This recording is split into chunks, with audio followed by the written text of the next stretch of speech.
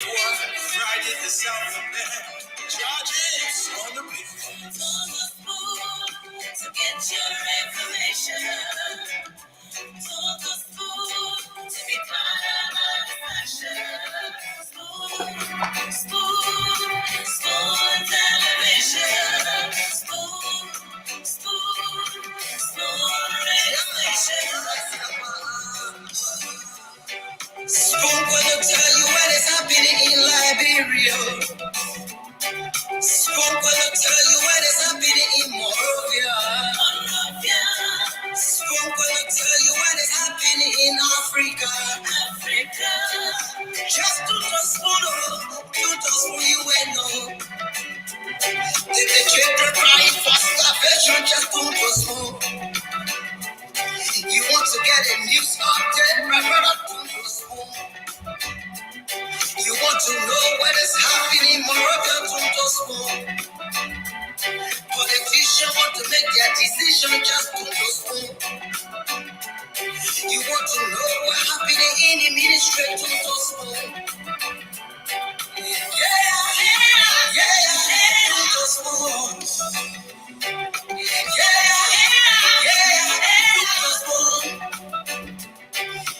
You from Fonjema, Maryland, to the spoon. To the spoon. Congratulate my brother, to the spoon. You got a small TV, you got a small radio, to the spoon. To the spoon.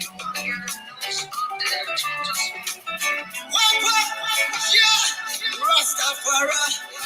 Kribaba, kribaba, kribaba. Kribaba, kribaba, kribaba. What I want? It's for you, Batileo. TV. It's for you, Batileo.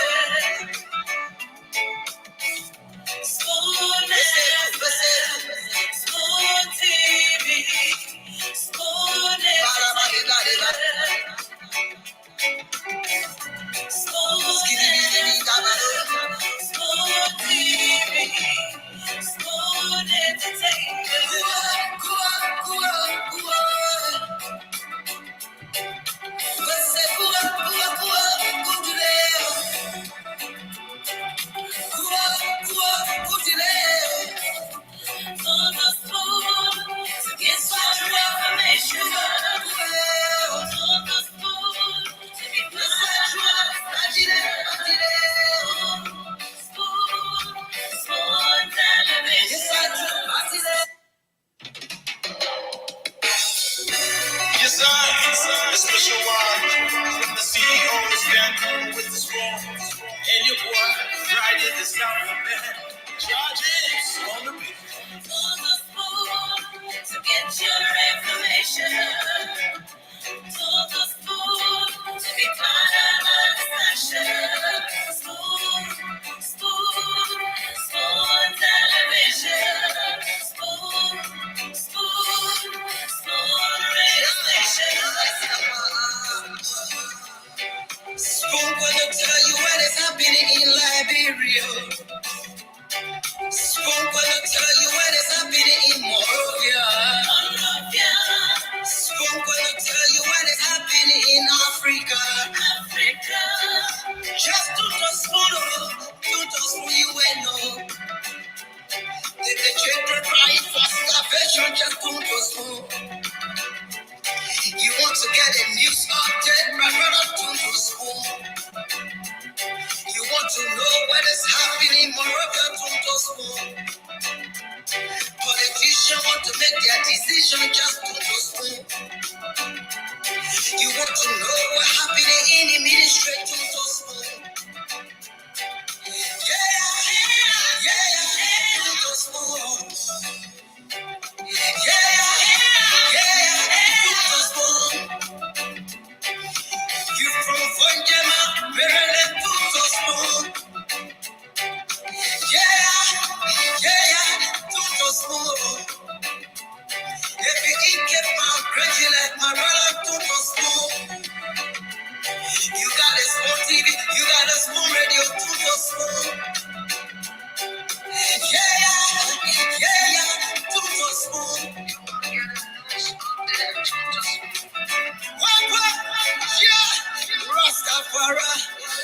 What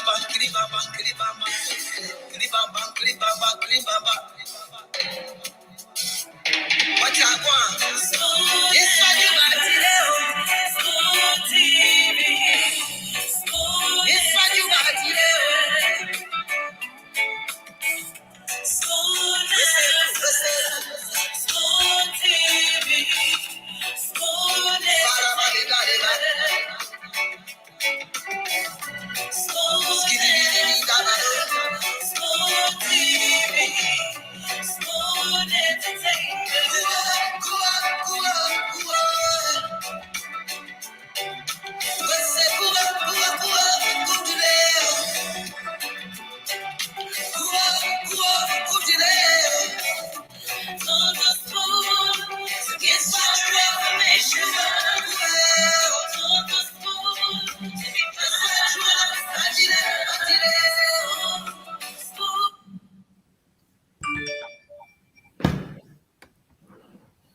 Okay, folks, what a pleasant way to welcome you to another edition of the program Spoon Talk right here tonight on the Spoon 107.5 FM. We're live on Fabric 101.1 FM. We're live on Facebook, Spoon TV Live on YouTube, Spoon Talk Live, and we're also live on Fabric TV. We want to say welcome to all of you who have joined us from across the world. My name is Nelson Colette, and let me say welcome to James and also Dr. Richardson.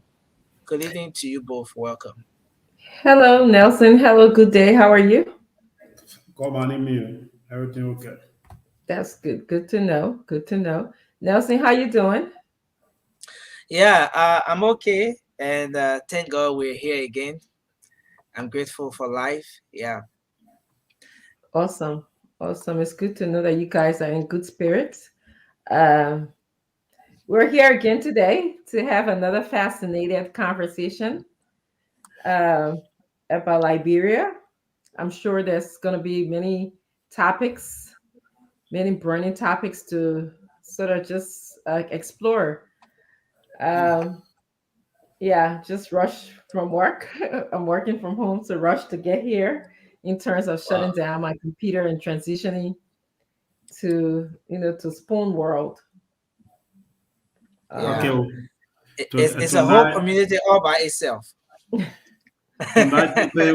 tonight, tonight, the topics will be very interesting. The ANC, the CPP, the Liberty Party. That is the second Liberty Party. They all going to play major role. Specifically, the ANC will be at the at the center stage, trending. Yeah, they're gonna James, be James, James. James, yeah, they gonna. Dr. Richardson, James ready for you tonight. No, I'm just saying something, right? I'm just saying what I saw on the template. Yeah, the CEO forgot about his computer. He left it open, and Mm-hmm. I and I managed to get a to have password to have just to seen see the everything template. there. Yeah, I saw the template. Can I I see a tell you guys how just being on Spoon has really taught me to just develop such a thick skin that so whatever you say, it I just stick to the fact of the matter. I don't listen to other propaganda, all of that stuff. You guys see how I oh, can be so relaxed these days, right? In fact, your own topic is in a propaganda. yeah, sometimes that propaganda be right. Sometimes yesterday I was so relaxed. See your text me and say, you're not arguing today. What happened? So that's the nature of politics. The Yeah, because nature. we saw a communication from the court, and I know very well that you're going to be talking about that. And that communication, if the result stands as it is not welcoming for quote I, unquote the CPP. we're gonna discuss that. I Yeah, have obviously it's a court matter. Thank goodness we have a lawyer. I hope she'll be on today. Mariah be on so she can further expand on the issue of. Mariah is conflicted in this issue now. Well, but I'm sure that she'll be able to understand some of the legal language Uh-huh. that that she'll be able to further elaborate on that compared to someone like us on this show, I never studied legal language in my career. I mean, I studied politics and psychology. Okay. So yeah, so I'm sure she's gonna be able to, like, what does it mean in certain things that they say? Because when people are writing legal language, it's hard to sometimes dissect it. It's not like speaking our usual language. You saw those. Yeah. I saw you read them. You read both of the notice that they put out. It was just weird, you know. One talking about stay order, the next one talking about going to go meet. So yeah, confusing. But we'll talk about it. I'm sure You know, actually, yeah.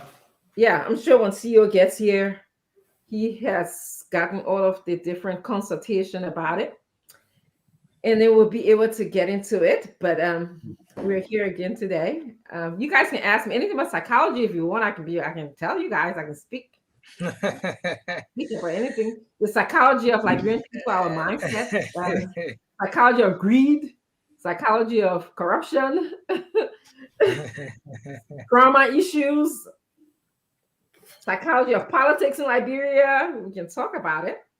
Um, Mm. but But anyway, Nelson, now with the law, huh? I said now with the law, not issues that has to do with the law. Oh yeah, I can understand as a learned person, but people who actually went to school for this, Yeah. I like to hear their opinion on it. And that's not to say that if I hear the opinion, then that means that I still have my faculty, my ability Mhm. to reason to see, oh, what is this person saying or not. So I went to school too. Yeah. Okay. So nobody got to I got a lot to be and say I was here. Okay. That let go.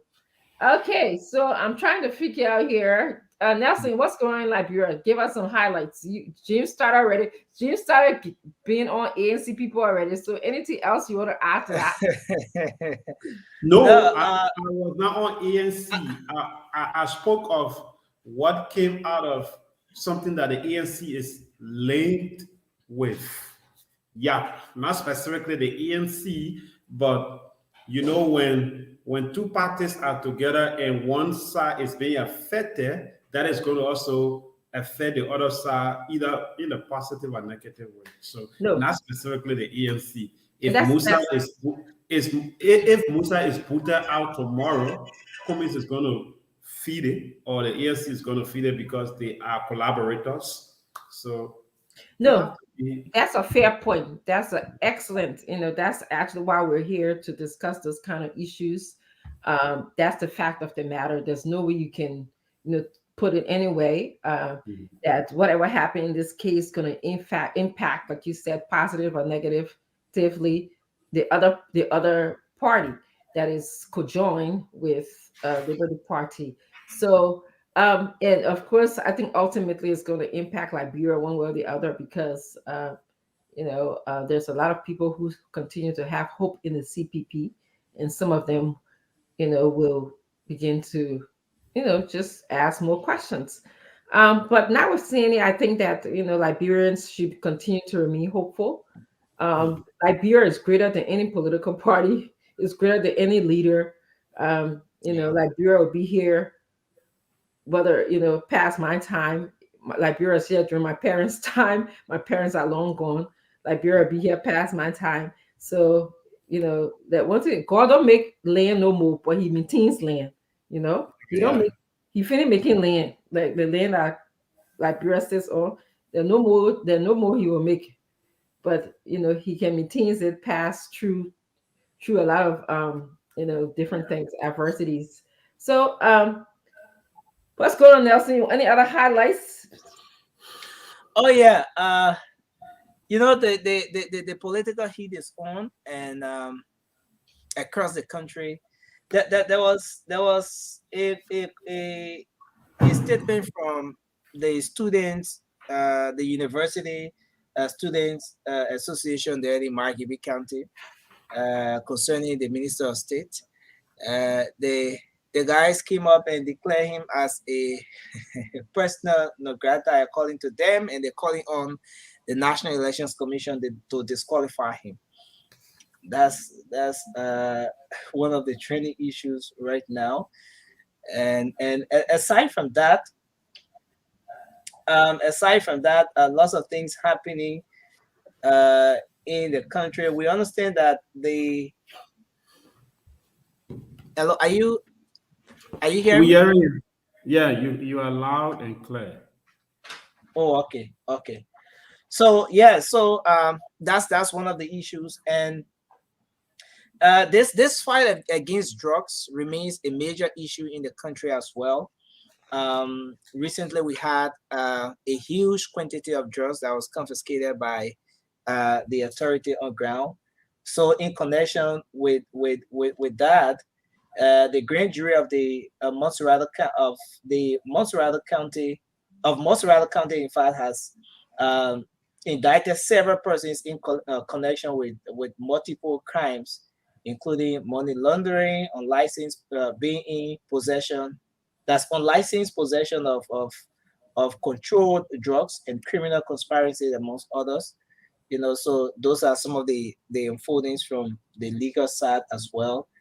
So Liberia, like so many other countries around the world, is still making efforts to see to it that penalties are brought down upon individuals who are involved with this drug thing, and so forth from the legal side. So lots of other things, but those are just few to talk about. I noticed, Dr. Richardson, that sometimes when we go deep into the training issue, then we start to discuss the actual topic for the night before the panelists arrive. Yeah, no, So no, we try to that's good. we try to Yeah. just No, that's drive good. away from Just that a give us little. a flavor, a little taste, get Yeah. the viewers that are coming in, the audience, give them a little appetite of what to expect. So that's good. Just not going into it in details. Okay. Stanton, I will turn the show over to you. We didn't get to welcome our guests yet, but you can begin to do that. We'll turn it over to you. I know you're welcome. Listen, the whole Liberty Party business, that one issue is so confusing. I've been on the phone both sides, and James are bad picking. So James called me. James said, "See, oh, I know the conclusion of this thing." James, please do not tell the people the conclusion. Please don't do that. You're the way in which you conclude in the case, you are not the judge. It would be very, very bad. Nelson Colette, what's going on? How you doing today? Let's Yes, wait and sir. see. Yeah, I'm doing fine. Thank great. you. That Dr. Richardson, is good to see you. How are you today? I'm good. Can't complain. I'm confused. I mean, like so many of our people are joining us, man. I'm confused. Like, what's going on with Liberty Party? We have, and why the Supreme Court doing this to them, though? And, I mean, the Supreme Court. Why? Why the Supreme Court is doing this to them, Dr. Richardson? Because just call the thing. Well, I'm going to call Musa and I'm going to call Dillon, and let's see which one that will pick up the phone to answer today. Are they saying both? Are they saying that both of them won this thing today? Is this a winning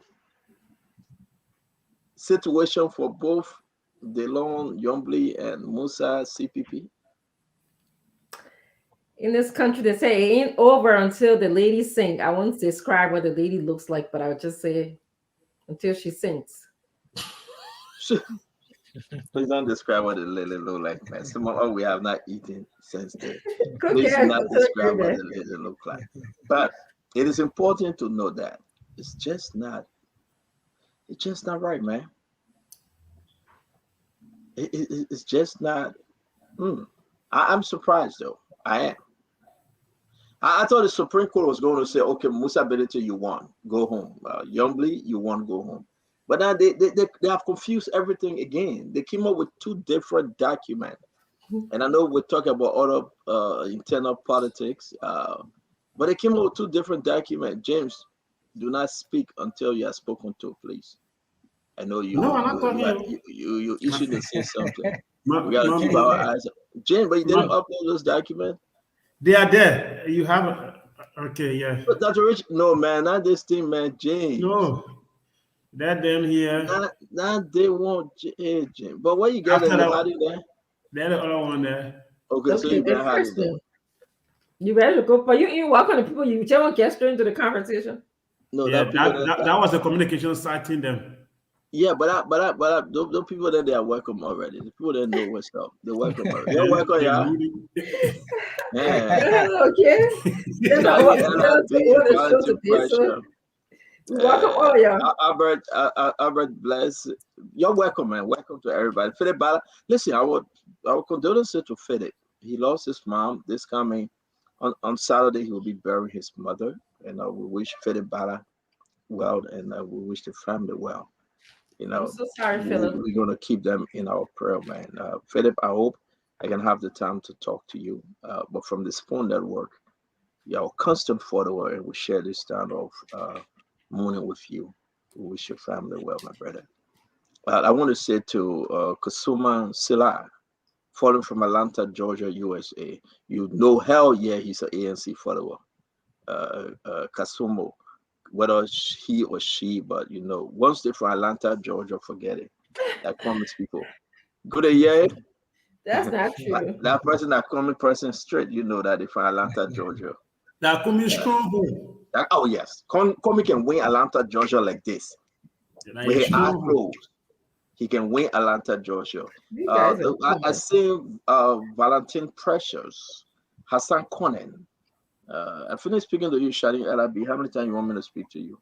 J. Bono Ekwa, Heron Williams, Emmanuel Saki, hey, Emmanuel was a PK Topa, Choco Wato. We want to say hi to every one of you guys. Richard Diggs, Beyond Diggs, that's Rodan his Richard. Batier. Huh? That's his Richard, the former ambassador, Liberia ambassador to America.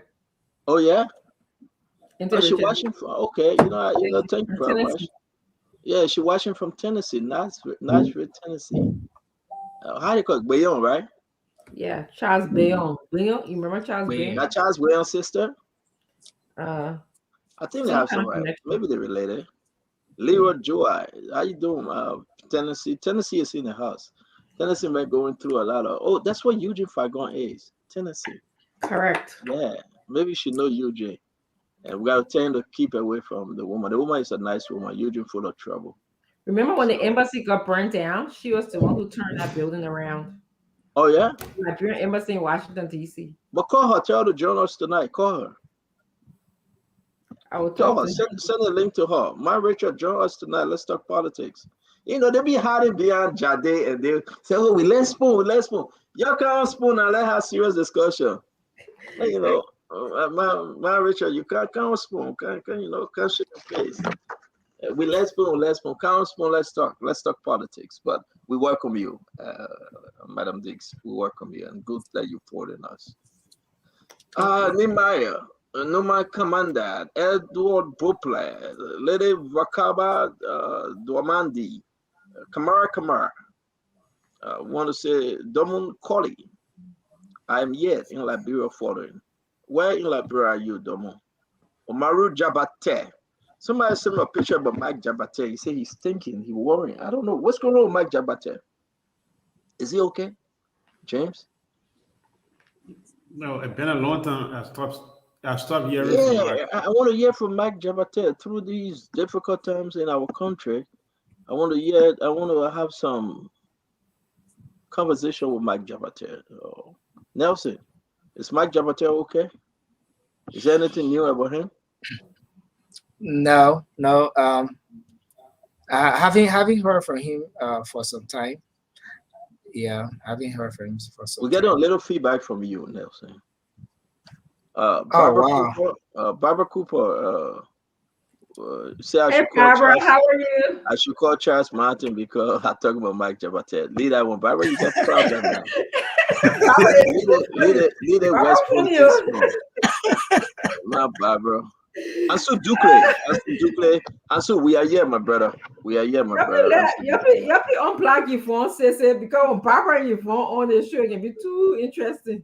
But nobody black Yvonne Sese. Is she black? I don't know. She'll tell us maybe. No, good day. Can you check Yvonne Sese is black? Can you unblack her? If Good day I say will get it no. for you, so you can be telling me. Fry Nepal. Is she black? Can you unblack her, please? Agatha is also You know. blocked. Who they call Agatha? Agatha insulted the show so that she remained black. Okay. Yeah. On Black Agatha, because Agatha get all her people here, she can say what she want to say. Then say, okay, you on Black her. Toa Harris. Got Toya thin skin, oh, Harris. thick skin. Jersey Strong Sedition. Toya Harris. What's up, Toya? Man, how's the family, my brother? Kowu Gloro, welcome Mobile. Kowu, how you doing, man? Bunch Cooper. Let's welcome everybody. Heron F. Baran. What's up, Heron? You know. Oh, Heron said Mike Jabate posted a video. Let's try to capture that video and hear what Mike Jabate is saying. Albert, Oh, no bad they day. say Christmas on careful. Ella Big Batu Uh, say Christmas on caref. Ella Big Batu, I received your letter. Call me. We can talk after the show or tomorrow. Fidibala, yes, my brother. We shared this difficult time with you. Uh, Aloysius Dennis, what's up, Aloysius? Good evening, guys. This is from Prince Louis. Can you guys just tell us where you guys joining us from? We want to recognize you properly. If you want to send a shout out to somebody you love. We have 3 more minutes to get into the show. So just tell us, I'm Stanton. I'm joining you guys from Delaware or New Jersey or New York or Maryland, Florida, and just, send a shout out to this person. It's a shout out time, a very quiet time that we can reach folks. We can support scarcity. Who's that? Lami Fambula. Everybody must come on the show. Yeah, everybody must come on the show, but Lami, Share but the show. people shouldn't insult. You are right, but we should show some respect. That's the best we can do. This program for everyone. Kev Hassan, welcome to the Spoon Talk. It's good to have you, Kev. Thank you. Right, Robina Famata Louis Vincent. Robina said, whenever you see Robina, you see her friend. Her friend I can talk. Quick, quick, quick, quick, quick, quick. What's Salamata. that? Salamatu. Salamatu. Yeah, Salamatu. Robina, where your friend Salamatu? They just have the same attitude that reaches in the talk. They will talk you to death. Wait. He said, That's that's not enough. true. Oh, yes, I know. I That's not met both true. of them. They will talk you to Those are death. great, great, great women. I'm not saying they are not great. I'm saying they will talk you to death. So is greatness come a way of talking someone to death? That's greatness. And, Yeah. I'm seriously. Salamatu That's Pashi the can talk. gender, okay? Cause send a link to Salamatu. Let she join us too. She can talk a lot. Salamatu can talk. Let Have me see you? what's Salamatu here. People can talk again as well. Look at Robina. I tell you, she not style. Patrick Doe. Patrick, what's up, my brother? Prince Orlando Roberts. Heron Wolu Johnson. Why are you blocking people, Stanton with this Pontula? I do not block anyone. That's not a way to say hi to me. That's why I don't like your business. You just come and just talk. You better worry about ANC, your chairman and your stand-up bureau called Chamberlain. They're not talking to each other. You better worry about that, Tiola. Because they say your chairman, Arizona Cummings, supporting Amara Kone. So Tiola, and I tell you, don't say I didn't say it. Arizona Cummings supporting Amara Kone. So hi Nathan, what's the chairman name? What's the chairman name? James, ANC chairman. What's his name? Huh? I mean, you muted. What's your chairman name, Dr. Richardson? Can somebody give me the name of ANC chairman? Can you guys please text his name? Senator who? Senator Nathan. Senator Nathan. Daniel Nathan. Daniel Nathan. So this is Senator Nathan mad with Mr. Cummings because it's same that it's same. Please don't say Stanton just talking because Natiola read the right. Senator Nathan mad at Mr. Cummings because he's suspecting that Mr. Cummings and some members of ANC hired Tim Cummings supporting Amara Kone. They have expressed their desire to support Amara Kone. So therefore, Senator Netman is not happy, and there's a big split coming, people caught in the cotton speech. But the ANC problem, we address it today. We'll talk about that ANC thing. Dr. Richard said, I'm sorry, we have to talk about everything. I'm tired of talking about President We are all of the country. I'm going to lay low on that. If you want to talk about it, that's fine. We But gotta I'm going to talk talk about holistically about Liberia. We gotta talk about everything. thank you. Everything. Hey, Dr. Richardson, that's what I love you for. Thank you, man. We got to talk about all the political parties, and we got to bring folks on. Political Cooper passed away. My picking Cooper passed away. Been a while though. How you doing? Uh, is there anything from your end you want to welcome anybody, Nelson? What's happening in the country today? Yesterday was holiday. What's happening today? You're muted, Nelson. Okay, so yeah, CEO, most of the training issues are already captured. I was just telling Dr. Richardson they already captured into the talking points. So Okay. yeah, most times we don't. Yeah, Oh, beautiful, but yeah. beautiful. What James ran away for? Dr. Richardson, what's on your mind? What you think would be interesting? Did you reach out to Madam Dix? We are muted, Mama. You are muted, Dr. Richardson. I'll text her shortly. I didn't reach out Okay. to her, Yeah, reach but out to I her. think Tell her to join us. She's a I very, did. very good person. Let Liberia hear her today. She always following us, but whenever she posts something and she had herself. I mean, she served as an ambassador. She's outspoken, well-learned lady, and we can bring her on. But we'll talk to her. What's on your mind? Charles Russell, what's up, Charlie? It's good to know that you're joining us today. What's on your mind that Richardson? Well, I'm I'm doing well today. Thinking about Liberia always. I hope that we get in multiple conversations tonight, starting with the president is now in Monaco attending another forum. We look forward to seeing his presentation and how that will enhance anything in Liberia relating to infrastructure, education, healthcare. If he has something to contribute or to receive from the forum, I'm glad and I'm all ears in terms of how that's going to benefit Liberia. Always is about benefiting Liberia for me. Yes, we did get, I think I read about the court ruling relating to the Liberty Party. Uh, yes, we can get into that as well. And of course, we have to talk about you received the information about the sanction.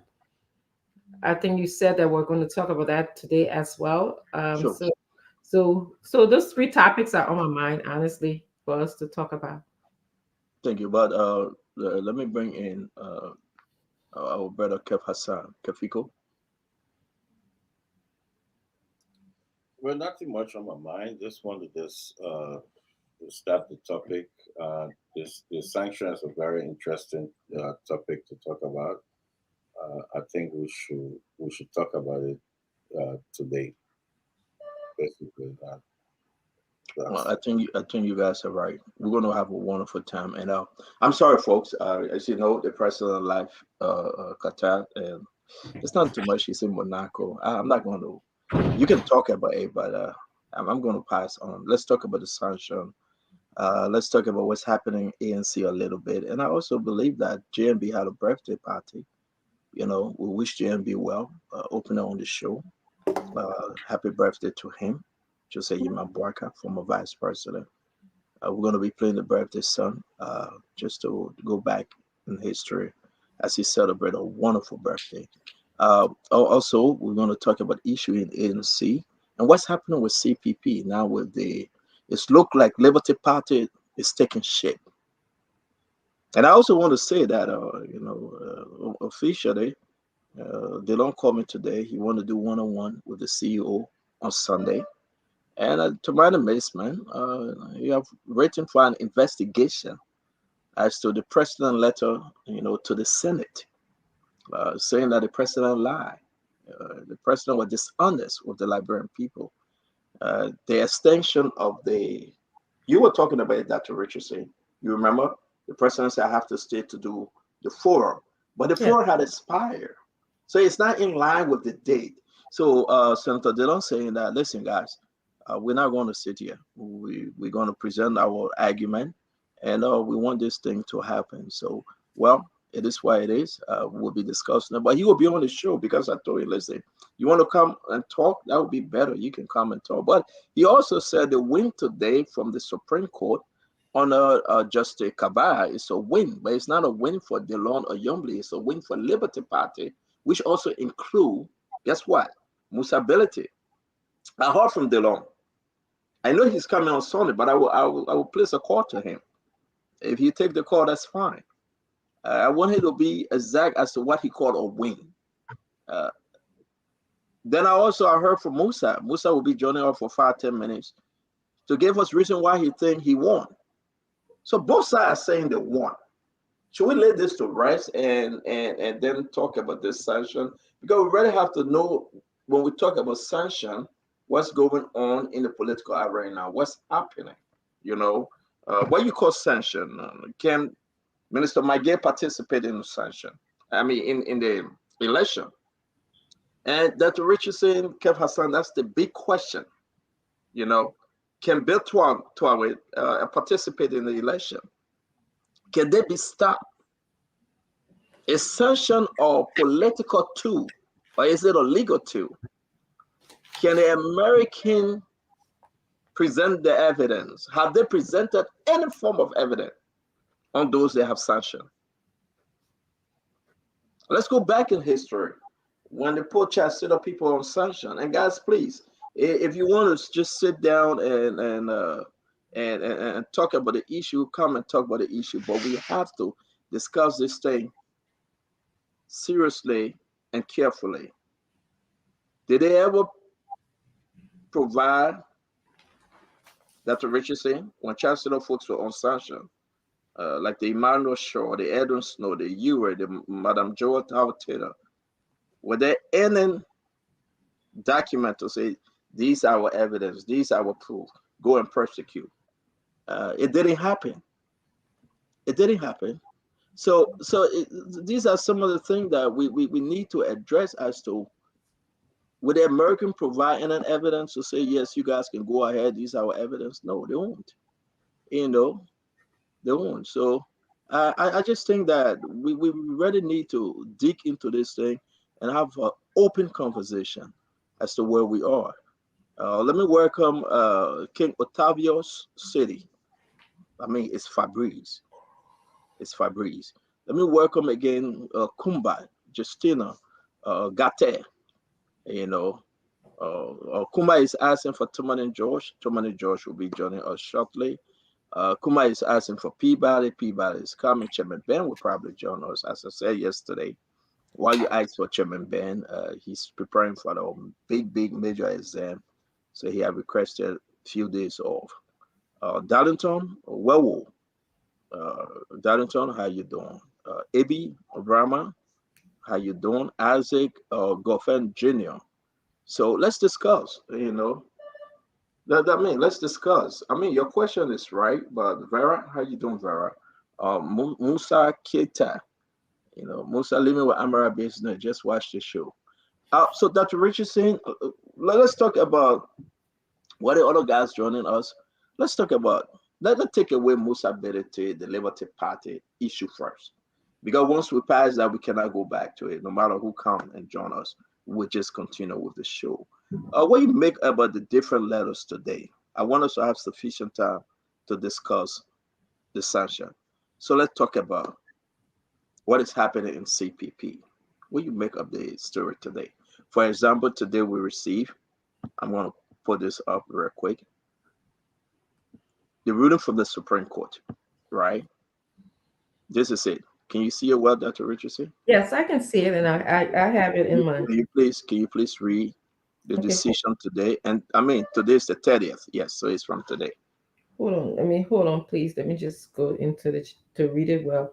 Okay, so it says that the office of the clerk, Supreme Court of Liberia, Temple of Justice, Monrovia, Liberia, November 22nd. I have here 20. Is that the right one that I have? No. No. You got the wrong one. We're looking for the one today, November Okay. 30th. Okay. Hold on. Let me find that one. Where Yes. you from? You got it? Yeah, the most recent one in the chart in it. Okay, it Yeah. says the Office of the Clerk, Supreme Court of Liberia, Temple of Justice, Monrovia, Liberia, November 30th, 2022. This letter is to Honorable Brown Lasana, Chairperson, National Election Commissions, Ninth Street, Single, Monrovia, Liberia. It says, Dear Honorable Brown Lasana, in reference to Liberty Party, LP, by and through its national chairman, Mr. Musa Hassan Bility of the city of Monrovia, Liberia, petitioner versus the National Election Commission, NEC, Senator Yumbly Kanga Lawrence, and Senator Azako, all of the city of Monrovia, Liberia respondents. The petition for a writ of prohibition, okay, writ to stop something, by directive, meaning by order of His Honor Yusuf D. Kaba, Associate Justice presiding in chambers, you are hereby mandated to resume jurisdiction and proceed in keeping with law as the justice has declined to issue the rate prayed for the petitioner again, which would be Musa Hassan Bility. Um, Meanwhile, the stay of order November 22nd, 2022 is ordered lifted. Stay of order of November 22nd, 2022 is order lifted. Kind regards, you're truly yours, Counselor Sam Mamulu, Clerk, Supreme Court, Republic of Liberia. So thank you very much, Dr. Richardson. So folks, we've been waiting for this decision from the justice in chambers, right? And the justice chamber is Justice Yusuf Kabah. So we have to follow this thing. Uh, Musa Belete took his complaint to the Supreme Court last week. And after the National Election Commission did his stuff, Musa Belete said, no, I'm going to the Supreme Court. He went to the Supreme Court. With it, think it was going to be on the Thursday, no. Friday, no. Saturday, Sunday, the court closed. Monday, no. Tuesday, today is Wednesday. And yes, the ruling. Now, for your own understanding, I will ask James to put this on the spoon page. James, can you please share this? I want you to go there and just read it yourself. If you're a legal-minded individual, help us interpret. Because both sides saying this decision have empowered them and they're saying they won. But both sides cannot win, though. What are you hearing from this? Help us understand. Albert Blessing says state order lifted. Musa cannot proceed with his convention. Is that what Reddy is saying? For me, I'm going to call Musa and we're going to reach the Yombli camp. Maybe we'll call Dillon. We got to be very clear. State order lifted. First of all, let's address who the letter was written to. The letter was written to Honorable David Eto Brown Lasana, not Musa Berete, Sure. not Senator Yombli. Correct. It was written to Honorable David Eto Brown Lasana. But prior to this letter, there was a letter written to Honorable David Eto Brown Lasana, instructing her to put hold of something. What was that instruction?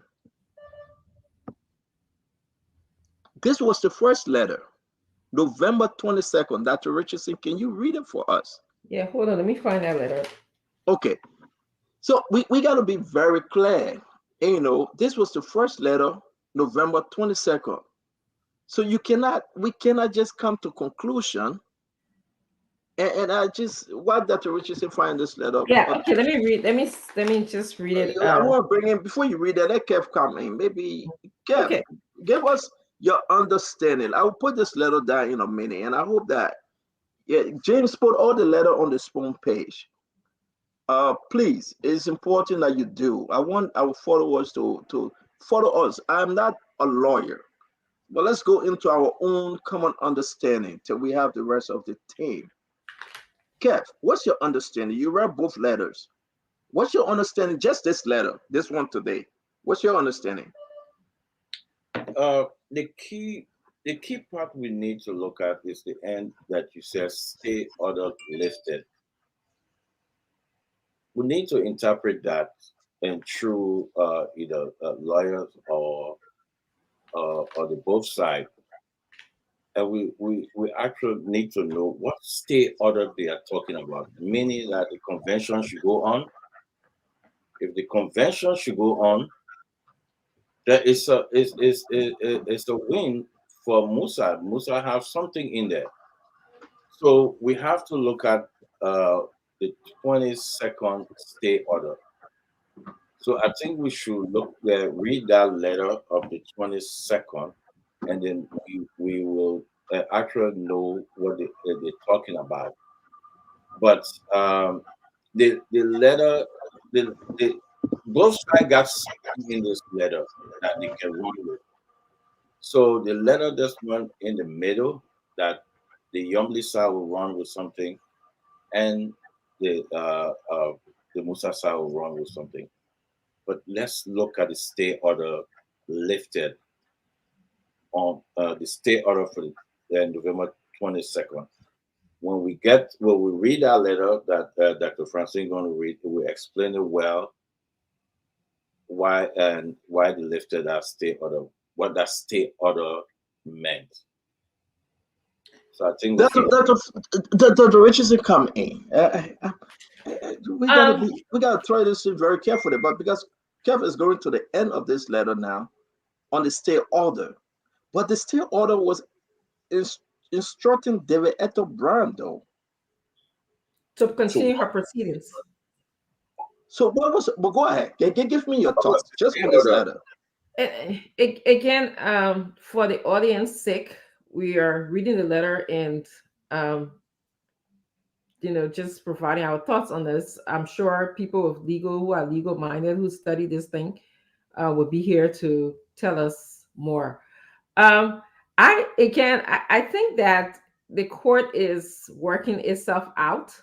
I think we should be very mindful as we elaborate on what the letters are saying. I think the court is saying hold on until we come to a full deliberation of this matter. In the meantime, the court is saying, remember now, uh, is saying is turning power back over or not power jurisdiction over to Lasana Brown, whatever jurisdiction she has, whether it's in accepting constitution, whether her jurisdiction is I don't think her jurisdiction is to say uh let's proceed with convention. I'm not sure if that is her jurisdiction, but that's You, what is you go said ahead. something very important, Dr. Richardson. Look at Mhm. this letter again. The letter to the Lanson are saying that it's a stay order to hold all proceeding. So when you look at the letter again, are they talking about the convention? I don't think so. So Kev, there you go. You know what? You just gave two. I think you confused him. For me, Yes, first of all, you looking said at it stay order. So are you changing your first explanation now? yes, yes, sir. Yes, sir. Okay, Yes, all sir. right. Because that's exactly where I was going, Based, but I wanted to give you guys a yeah, chance. based on what I'm saying, based on what I'm saying here, that's why I said let's look at it. And if this thing I'm reading here and the stay order on the proceeding, I think it's a win for the Yombly side because Musa went told the Supreme Court, and the Supreme Court said, "Hey, Nick, That thing you were doing there, you have Yombi there. You're holding. But now they deny it. Now they telling neck, instructing neck. They're saying we're lifting up and everything. Lift the state They're order up. telling them to go on with the So hold on. jurisdiction. So November I beg and you, Kev. Hold on. MTO, the specific. They didn't say lift state order. They say state order of November 22nd. Okay, So hold on 1 let's minute. look at that state. Hold on 1 minute. That's what we are going to the November 22nd letter. Yeah. What was the instruction given to National Election Commission? So Dr. it Richardson, says again. hold on, I got to put it up first, but man, let read Okay. this November 22nd letter. Go ahead, Dr. Richardson. It says in our protocol here, I'm reading, but I'm just going to go to Dear Honorable Brown Lasana. And this letter is dated November 22nd, 2022. In reference to Musa Hassan Bility and others of the Liberty Party of the City of Monrovia, Liberia petitioners versus the National Election Commission, NEC, Senator Yumbli Kangar Lawrence and Emmanuel Zango, all of the City of Monrovia, Liberia respondents, okay? And it Petition. says, by directive, I'm gonna read this thing. I beg you, Dr. Richardson. Go ahead. I'm reading You're a school teacher. You kidding? All right, we gotta put fire in this thing. Go ahead. Man. Go ahead. By directives of His Honor Yusuf D. Kabat, Associate Justice presiding in chambers, you are hereby cited to a conference with His Honor on Wednesday, November 23rd, 2022, at the hour of 2 p.m. in connection with the above captioned case. Meanwhile, this is interesting, Kev. Meanwhile, you are ordered to stay all further proceedings and all action pending the outcome of the conference. We telling you, say, don't hold on now, mama. Hold on, your people. Listen, the justice in chamber, Justice Kabat said, we tell you, say, don't even remove a pin. Don't say flank. Shut everything down. Close the entire factory. You can see me on the 23rd, 2 p.m. Don't touch nothing. Don't talk to Musa. Don't talk to Yumbli. You don't do. Don't open that file. Don't open that file. Keep it. Don't touch it. Right? So we all agree now. The justice in chamber, Justice Kabat, gave that order. Don't touch nothing. We all agree. The 23rd, everybody keep their finger crossed. When they visited him, he listened to them. He took document. He said, now you can go home. I will talk to you later. But I want people, everybody that follow up, just stay to the story now. I beg you. I will talk to you later. Dr. Richardson, don't say nothing. Kev Hassan, don't say nothing. I don't want to hear from Musa Belete. Go back to Nema and run your campaign. Go beg the people of District Number 7 to vote for you. Give me some time. Senator Yombi Kanga Lawrence, go to the court. Dillon, I don't want to hear you talking fwang. Everybody pause. Then guess what happened? I called Wade Power on Thursday. Wade could say? Wade say Mahena Isa. Friday, I called Musa Belete. But Musa, when we see nothing, Musa said, just wait and see. Saturday, I called Dillon. But Dillon, we ain't got nothing, Dillon said, my man, you'll be patient. My own man picking Ben. I said, Ben, what's up? Ben said, my man, we on course. But what Liberty Party people doing to us, they're confusing us, though. Guess what happened, folks? Monday, nothing. Tuesday, nothing. Today, we got the ruling from the justice in chamber. And understand, not all of them, just the one justice in chamber, Justice Yusuf Kabat.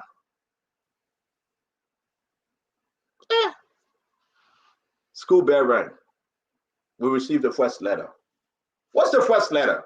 Bam, let's read the first letter.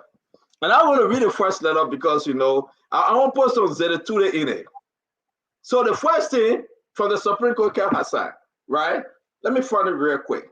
Then it began to be interesting because the first people that received the letter today I won't tell you who I get it from today, but it was very interesting.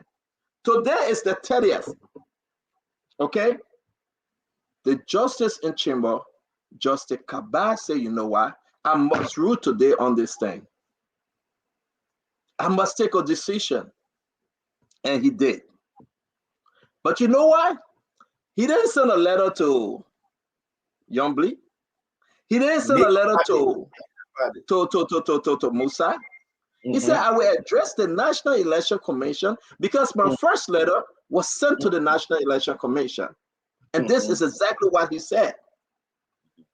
By directive of his owner, Yusuf D. Kabah, Associate Justice presiding in chambers, you are hereby mandated to resume jurisdiction. Now understand. Now I want you to open that file. Now you have the court for authority to proceed in keeping with law, as the justice has declined to issue. This side is very good now. Listen to it.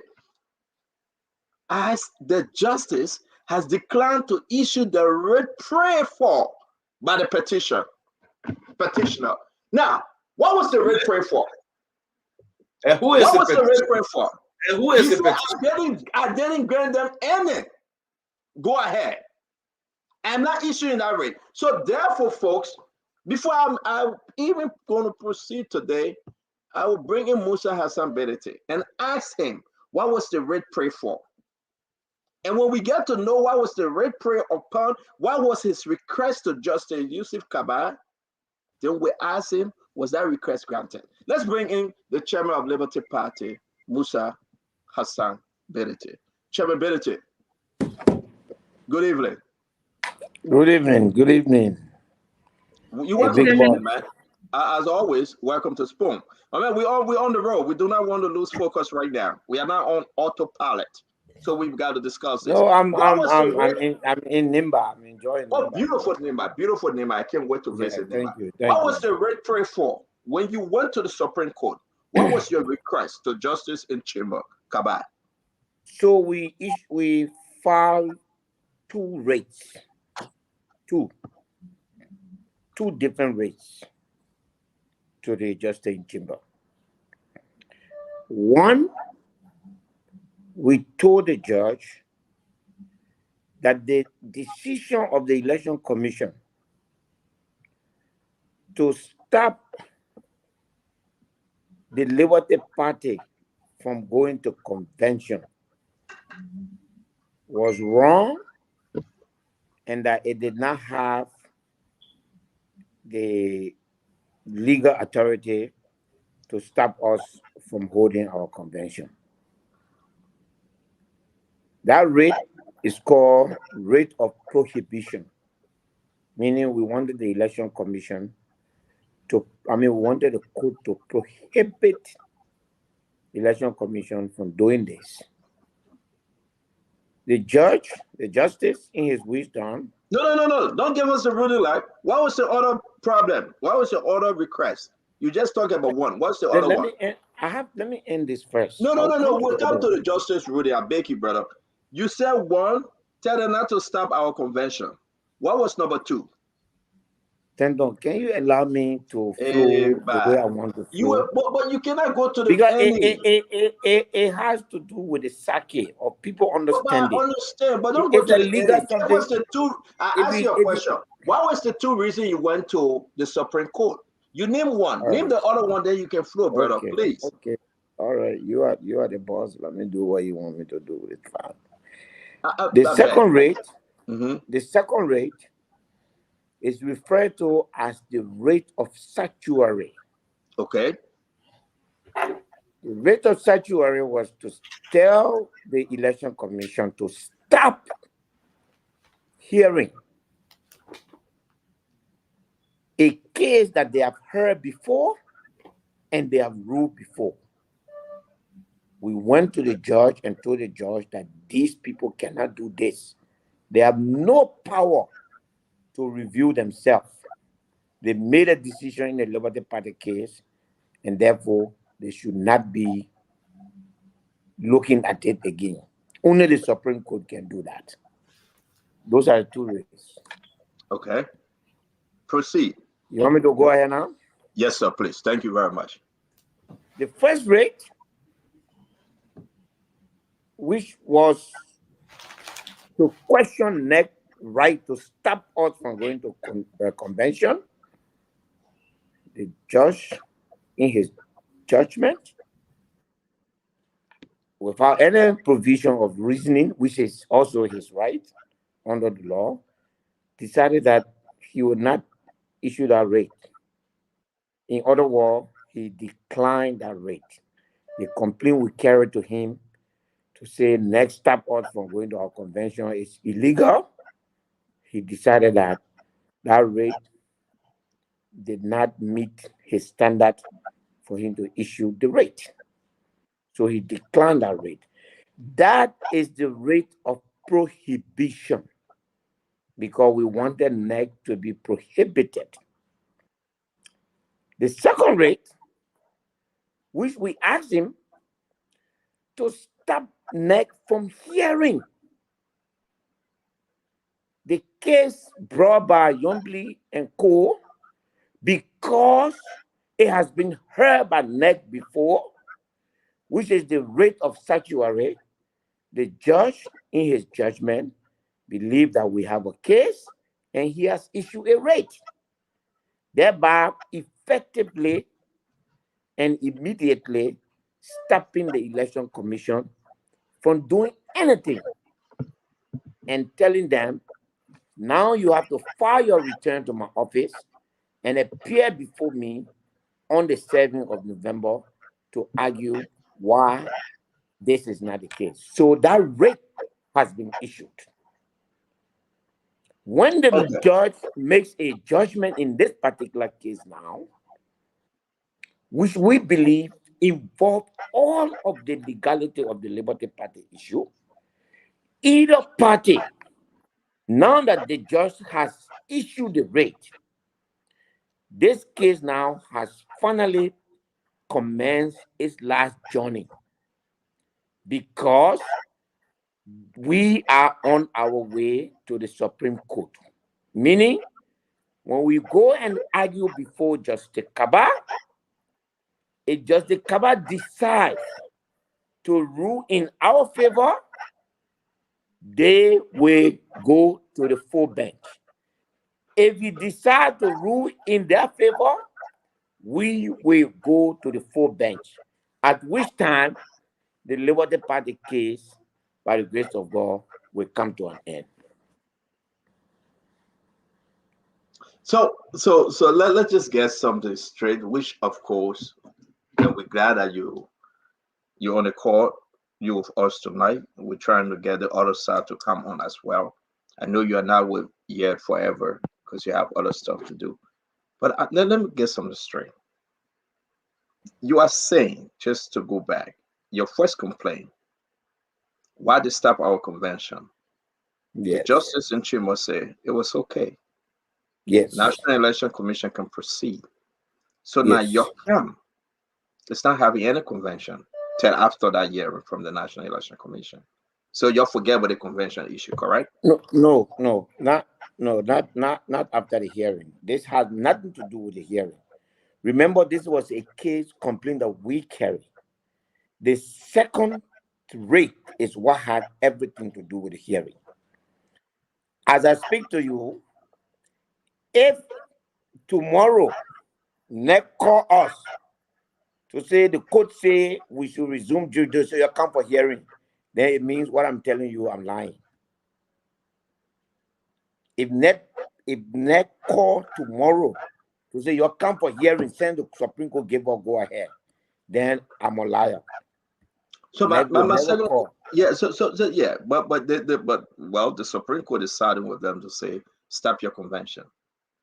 Yes, so we for us that's it. The Supreme Court say they were right to stop the convention. That's it. That's finished. We're done with that. We believe in the law. The justice has made a decision. That's it for us. Yeah. So you're not arguing now. Yes. So then my next question before I bring in the guys though, they stop your convention now. Your next argument now, if they can stop No, the it convention, means that the neck was right. I mean, the neck acted. Again, the justice is not under obligation to state his reason. So, during the argument on Friday, the next said the Liberty Party lawyer should have appealed instead of going for writ of prohibition and asked the justice to deny our writ based on technical ground.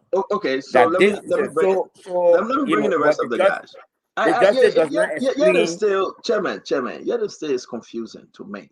But let me bring in the rest of the team because something here is just confusing. That Justice Kabao says, I agree, stop the convention, and later put out the second letter and say, let's wait on the 7th to hear from the Yombly camp. Dr. Richardson, you go. Dr. Richardson, I won't make you laugh. Sintumani, welcome to the show. Kev Hassan, hey, okay. Kev Hassan, go ahead. Musa, welcome to the show. But it kind of confusing from and your end. You know, they are talking about. Kev, hold on. Is Musa with us? Musa, are you with us? I think Yeah, he having some technical. And guys, just for the record, I'm going to call Senator Dillon after Musa leave. Musa with us just for another 5 minutes. Give it your best shot. I'm going to call Senator Dillon as well. So go ahead, Kev. Yeah, you know, this thing kind of confusing because there was a stay order of proceeding. Musa. Amen. Amen. But somebody, thank you, Kev. Just continue to say something. Then we're going to money. I'm confused. You're absolutely right because he's absolutely right. It's kind of confusing because NEC was going on with a business, and Musa said, "What NEC doing is, wrong. Let's go to the Supreme Court. Supreme Court now put a stay order. We'll look at it. The Supreme Court now said, NEC, you can continue. You can continue. You know, it's a continual proceeding. So here comes Musa. Ask your question. Ask your question. Here comes Musa. Yeah, that's why I'm asking. I hope Musa here because what NEC was doing, Musa, you disagree. You went to the Supreme Court, and now the Supreme Court said,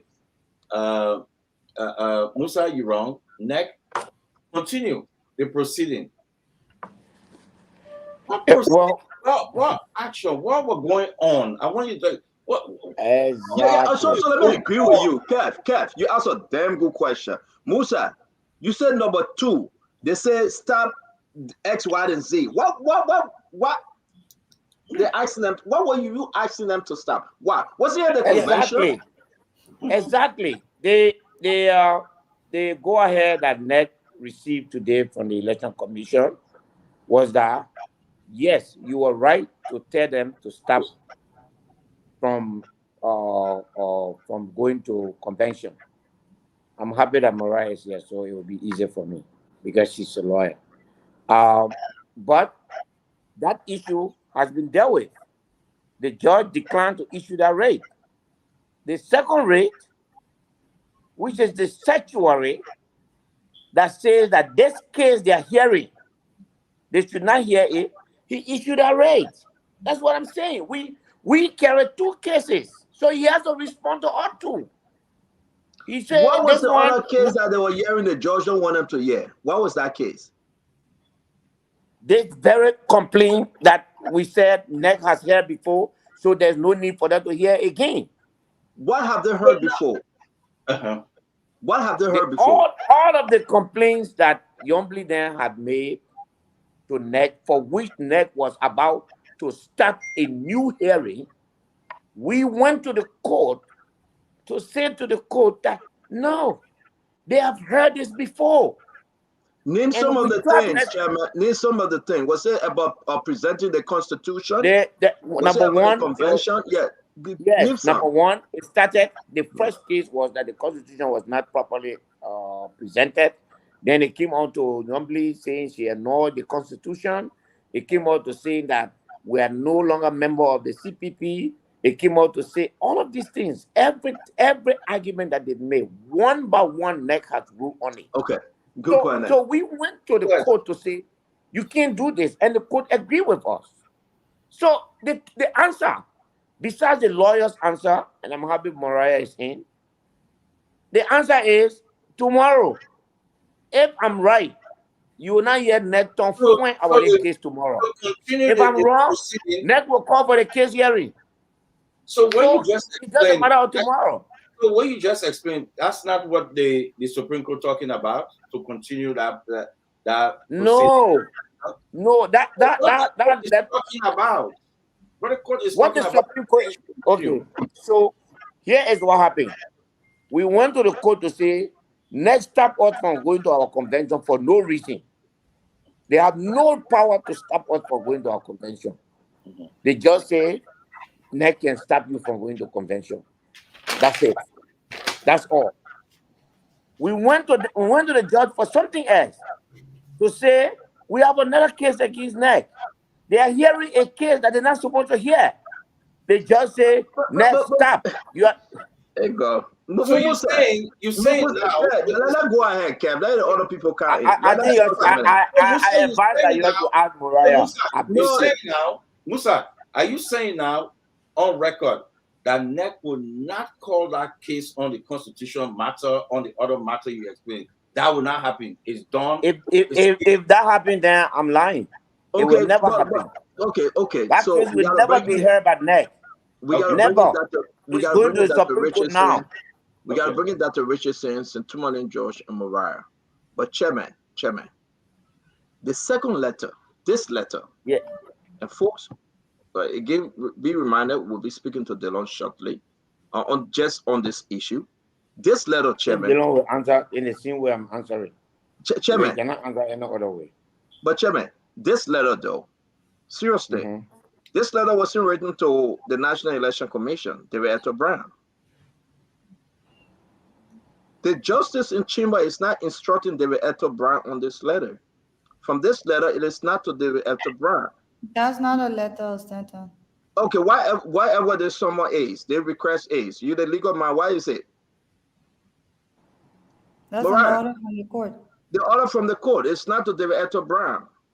This order from the court is to It Brigadier goes to General Amos Kesset. the marshal of the Supreme Court Thank you. Which, of course, to file the this, order on the parties. which party, Anthony Yakula? NEC.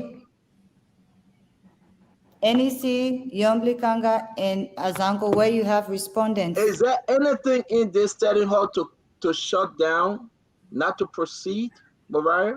I believe you have read the letter. So Telling NEC not to proceed. I've read it. So when you file statutory is to review the decision of a lower court or administrative body.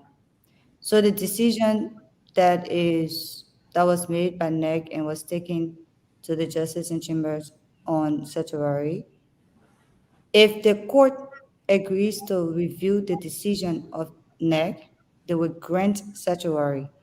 And when they grant statutory to say, yes, we will review the decision of NEC, that means NEC cannot continue with what they're doing until the Supreme Court has reviewed what they did.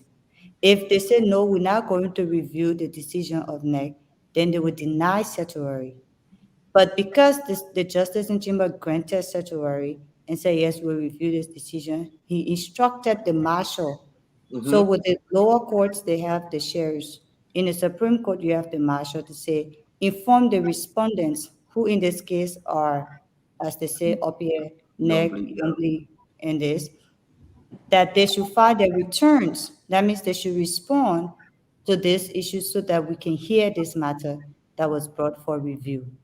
And until the Supreme Court can do that, NEC cannot hear this matter until the Supreme Court is done reviewing what was brought before them.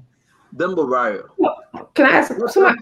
I beg, let me ask Mariah my second question because she explained this very well. Mariah, then what was the sense of that first letter? The first ruling? The first letter, the prohibition, I don't think it was necessary to have filed the prohibition. But that's, I've told Musa that because but from a legal standpoint, you can also understand why it was. The thing about prohibition is you're trying to prevent something from happening. So you go, if someone is in the process of doing something, or say they put your house up for auction, or anything that will cause you to be injured or lose something, you can run to the court and say, please stop this person from doing this. Please stop this judge, whatever, from doing this, right? In this case, NEC had already stopped the convention from happening. And so to file the prohibition on NEC to say you can't stop the convention from happening when NEC had already stopped the convention from happening, and Liberty Party had already canceled the convention based on NEC's order Decision. stopping the Yeah. convention, you can now go to the court and say, please prohibit. What are you asking the court to prohibit? So it didn't make legal sense for this petition for prohibition to be issued because that action had already been taken. So whatever injury you have suffered is already done. So this was a separate issue to the statutory. The statutory was on the content of the matter, the decision from the Board of Commissioners that they took to the Supreme Court to review whether the Board of Commissioners and NEC were correct, or there was error in their decision. That's for the Supreme Court to hear. On the prohibition, it was on the issue of next step in the convention. It's like, but what is the prohibition for when the act has already been done? What are you trying to prohibit, and what injury Wow. did it? So those are two separate things. So And let's get I didn't think I think the most important issue was the statutory, because I don't think the prohibition was necessary. It was almost a moot. It's already happened. So But what but are you uh, trying to but uh, prohibit? the, but so I want us to pause. I think, and Mariah, thank you, Dr. Richardson. Say what you want to say. I want to excuse Musa because we'll be reaching out to Dillon with by way calling by the way of the phone. But Dr. Richard Musa, hold on. I want give Dr. Richardson and Tommy respect because maybe they'll be Yeah, directing. yeah, yeah. Of course, of Tintin, my course. question was actually what you asked, Mariah. What's the point of the first Left order? the Right? first order, yeah. Yeah. So like she already explained that already. I it just still doesn't make sense that the court will make a decision about something that it already stopped.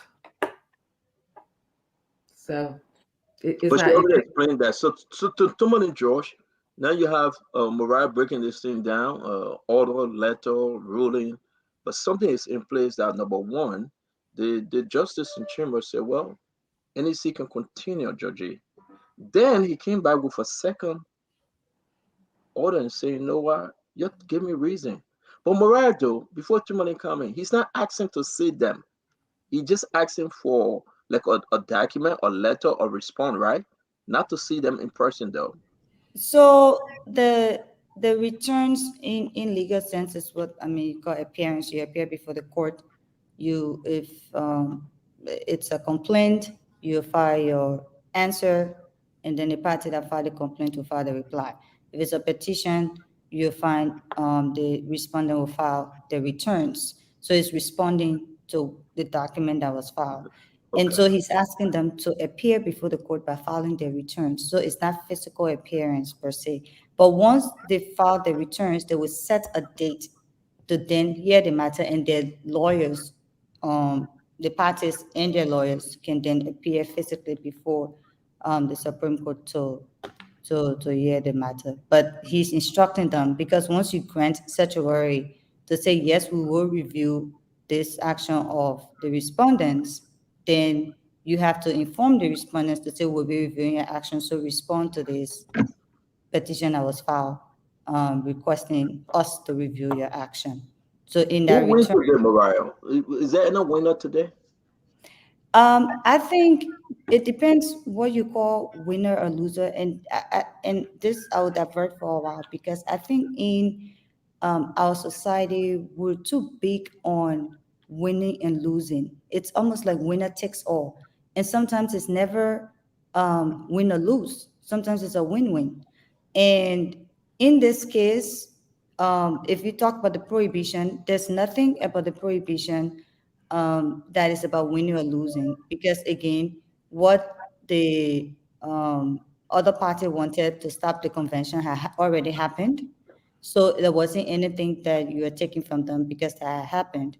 Okay. And so in that case, you can say maybe they won, the convention was stopped, whatever it was, and so the prohibition was smooth. There was no winning and losing. In this case, with the statutory, if we want to press on winning and losing, I would say that the petitioners won because they got the court to grant the certiorari.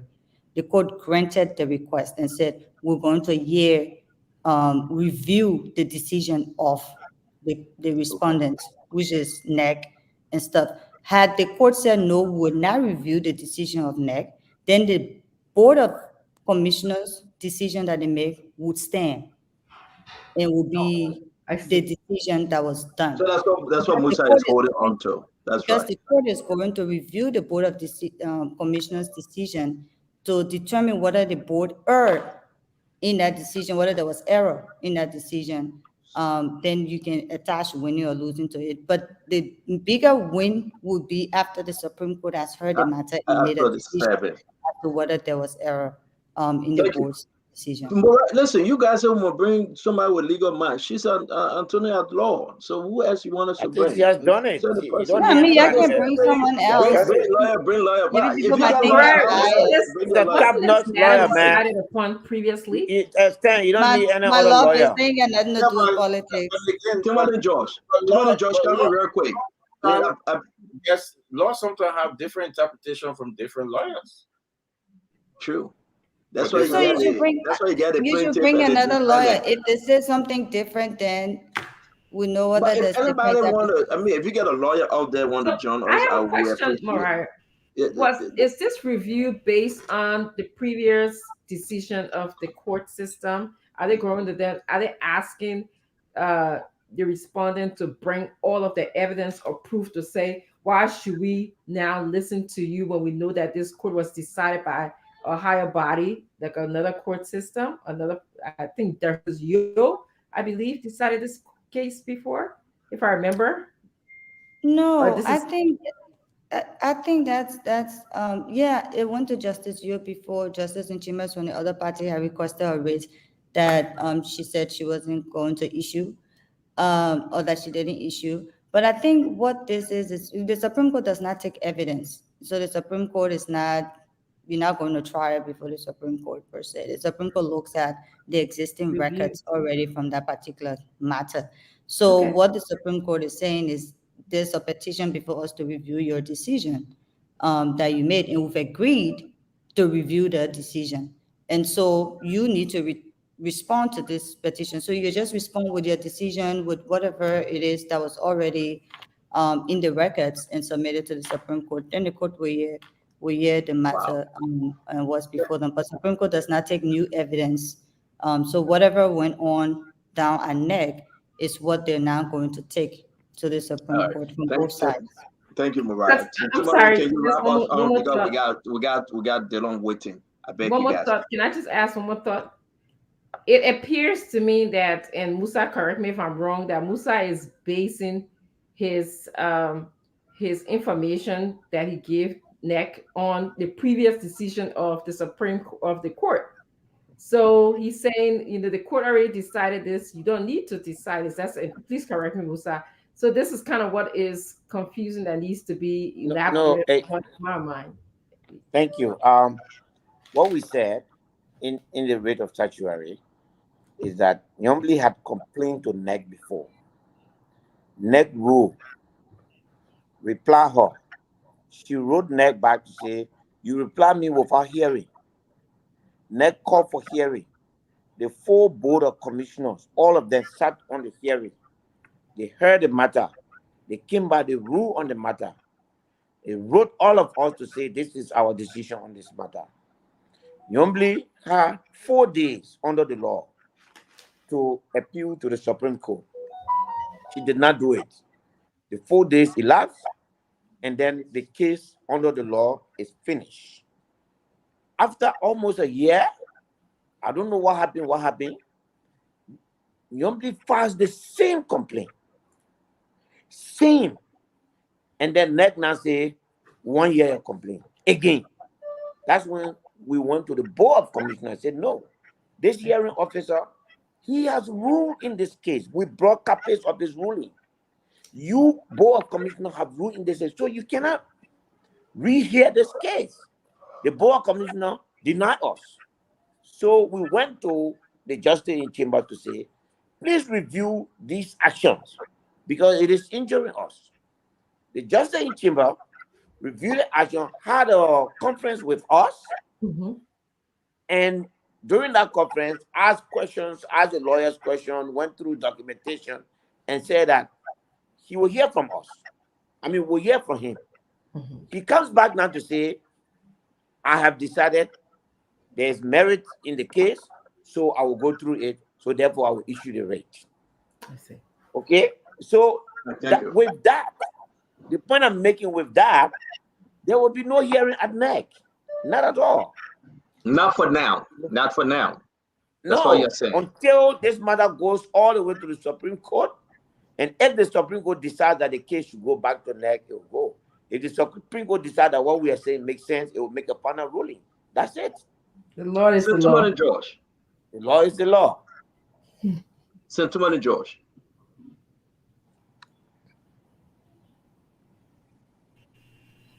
Yeah, I mean, Stella, you and I will discuss this case today, and I told you my position on this whole issue. And besides that, I talked to someone. We had a lengthy discussion from the other side, to be exact, Senator Dillon. We had a long discussion on this case today, and for me, I made it clear. I want this case to reach the Supreme Court now, the full bench, so they can Yes, they take a final decision on this case because exactly. like there are serious national issues and this back and forth Liberty Party case. They should be an integral part of this present national conversation. You should be involved with it. We are 313 days on elections, and we're talking about court case and things, and you can never tell. The NEC can be playing games, so you never know both sides and delay until election come. So Exactly. the thing right now is for the full bench to hear this case, and because our constitution provides that the Supreme Court is the final arbiter of legal disputes. So once they come up and issue the final ruling, case That's it. closed. Whoever the case will be over. So I want the full bench to hear this case instead of where the in chambers doing this one, so we can move on with the election because a lot of crucial issues in our country now that should be addressing. Right now, I'm focusing on the year who will be the running mates for Cummings, for Taiwan Gonglo, for Boyka. We want to know it so we can see that what's happening in the next and 10 months. So that's my only thought on this case. Thank you very much, Gentleman George. We appreciate it, and you are quite correct. As we go down the wire, marching towards 2023, we hope that the understanding is there. But I think this thing will come to an end. Musa, thank you very much. We'll be reaching out to Dillon to speak to the folks on this issue and this issue only. Dillon have also asked to join us on Sunday to have a full discussion on national issue. So for today, we'll be calling Dillon. Do you have any final word, Musa? Yes, thank you, Stan. I wanted to just respond to what Tumani is saying, and I couldn't agree with him more. And that's the route that we've taken. Too many games at neck. We took a gamble. The gamble was we take this case to the Supreme Court. If the Supreme Court declined, you heard my press conference. I was very clear that if Supreme Court decided to leave this case, we were finished with it. Because for us, the end of the road is the Supreme Court. Supreme Court has decided there's merit in our case. They want to listen to both parties now through their lawyers and through the documentation and review everything. And the point is, at this time, the full bench will hear it, too many. Because once this writ has been issued, any decision from the justice in chamber can be appealed. So whether we win or they win, the loser can go to the full bench. And when you go to the full bench, whatever decision is, that will be it. And this matter will come to an end. I also want to say though, I was at the hearing and Nick made a point which I think is important. Nick said both parties accusing them of siding with each other, with the other party. You know, Azango is accusing Nick of siding with Musa, Musa and now accusing Nick of siding with Azango them. So in Nick's defense, Nick was like, that just shows that we're not siding with nobody. because both sides complaining us, then we're doing our job. But I think it was important to note that. But again, Musa is right, Tomalin is right. The Supreme Court is the arbiter of justice, the final arbiter of justice. And I remember when we were in law school, and they said the Supreme Court rule. Somebody asked, "What you do?" You say, "Just go cry." If it Yeah, ain't your favor, you cry. If it you ain't your cry and favor, move you, on. because there's nothing and nowhere else you can go. But one of the things that I continue to say is, and I spoke to Musa about this, and was, if you're in the process of reconciliation, when do you end this whole court process? And it's like, well, when it's finally decided by the Supreme Court, and we're looking That forward to that, because it's become more of a distraction. It's something that should have ended months ago, and the party needs to figure out and settle what's going on. There's too many things at stake at this point. But we'll continue to watch the process. Of course, we have a stake in it as well. Of course, there may be some bias there politically, but in the general interest of the opposition, it doesn't help anybody to have this thing prolonging up into elections here. Mariah, we want to say thanks. Chairman Billiter, we want to say thanks. I mean, very interesting conversation. Here we are again talking about actually Liberty Party, but also CPP. Because what affect Liberty Party at this time affects CPP. So we want to say thank you very much, Chairman. We'll be reaching out to Senator Dillon to hear his side of the story as well. Thank you, boss. Thank you, Chairman. All right. So, well, Dr. Richardson, I'm going to call Senator Dillon. You guys have any, Kev? You want to throw anything in what you heard while I place a call to the senator, please? Yeah, I think Musa and Senator Dillon side and Musa side, they are doing the right thing to pursue this case to court, go to the legal side, and and this dispute. But I think they're doing the right thing. That's the right channel, and I think they should continue pursuing this case uh, uh, to get whoever win, fine. But I think they should pursue the case. They should continue to pursue this case, both for them, so they can end this to end this now. But I think they should pursue the case. They're doing the right thing by by not fighting and going through a different channel. But the channel which they're going through, I will applaud to both sides. What they're doing is the right thing. I will urge Musa keep doing what you're doing. Senator Dillon and the young lady, keep doing it, and that's the right thing to do. All right, guys. I'm sorry, Kev. So we have Senator Dillon. I mean, the best way possible is to join us by phone for this time. Again, folks, we just want to announce that we will be having this conversation on this ruling today. Senator, you're live. You're on phone. Let's talk. What I mean? Can you give us an overview of both letter ruling that came out today from Justice in Chamber Kabah? Can you talk to the Liberian people tonight concerning this ruling? Well, thank you. Thank you for the call. We have followed this issue for a while now. We are arriving at the concluding stages, I believe. What happened, as Musa explained, look, the Elections Commission, on the strength of the complaint of the political leader of Liberty Party, Senator Lawrence, and Emmanuel Ezango Ipadisi, file a complaint. The genesis of this matter, we will not go through. I will wait for Sunday, but for the sake of balancing the discussion tonight, I will just give a summary. We have been before the Elections Commission for more than a year or so, informing the Election Commission that the party constitution was altered and it was wrongfully deposited or lodged at the Elections Commission. The Elections Commission have insisted that when parties have intra-issue conflict, they should go and resolve it internally. And if they can resolve it internally, the party that is not satisfied will not come at the Elections Commission, and the Elections Commission will use the law to resolve it. As to who is wrong, who is right, and what is right.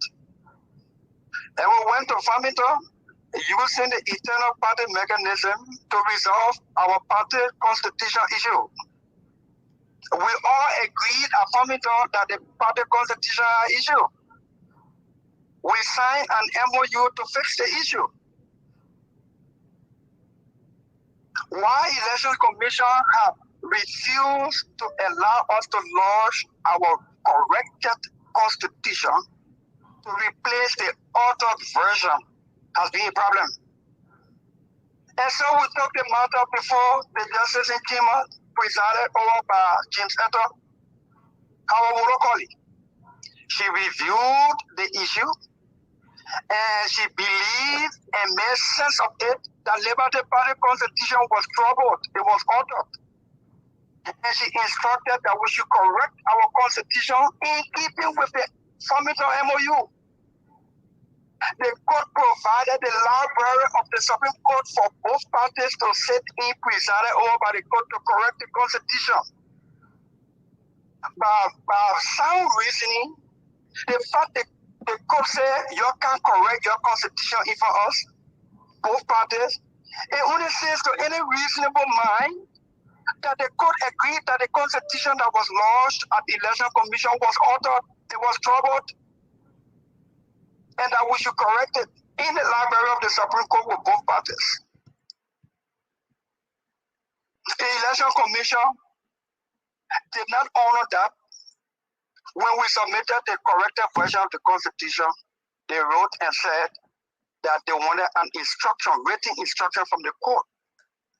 It was based upon which Senator Lawrence, the political leader of the Liberty Party, on the 3rd of October, wrote a 23-count complaint at the Elections Commission about the party constitution, about the false representation of Liberty Party and the logo in the name of a new CPP to which we had not signed onto as a party, and all of those. And to also to inform the Elections Commission that a planned convention was planned by Mr. Musa Belete, the chairman, that did not meet the requirement of the Constitution, because the Constitution upon which the Election Commission was allowing Musa to operate was altered, based upon which the Elections Commission issued a stay order, because the Election Commission believed, and which is true, that it had the authority over political parties, regulatory authority over political parties, to hear complaints arising from political parties and to take decisions in keeping with its authority granted by the Constitution and the statutory law of Liberia, the election law. When that convention was prohibited, was stayed by the Elections Commission, Mr. Belete ran to the Supreme Court and asked the court to prohibit the Elections Commission from putting a stay on his convention, insisting that Election Commission does not have the authority to put a stay on party convention. And he also filed a writ of certiorari, as beautifully explained by Moriah. A writ of certiorari is a writ you pray for before a higher court like the Supreme Court to correct what you believe to be a reversible error committed by a lower court or an administrative body. So you're asking the Supreme Court to correct what you believe to be reversible error, meaning the errors committed in the lower court or by the administrative body, you believe that the court can correct it using the law. So that's a writ of certiorari he prayed for. In the Associate Justice Wisdom, the writ for petition, the prayer seeking for the writ of petition could not be granted because the justice in Chambers believe that the Election Commission has the authority to post stay order on political parties' convention or political parties' activities if there's complaint before their body for the Election Commission to dispose of. So the justice in Chambers declined to issue the writ of prohibition and said that the Election Commission can proceed in keeping with law, meaning that the stay order on that convention holds by the Election Commission.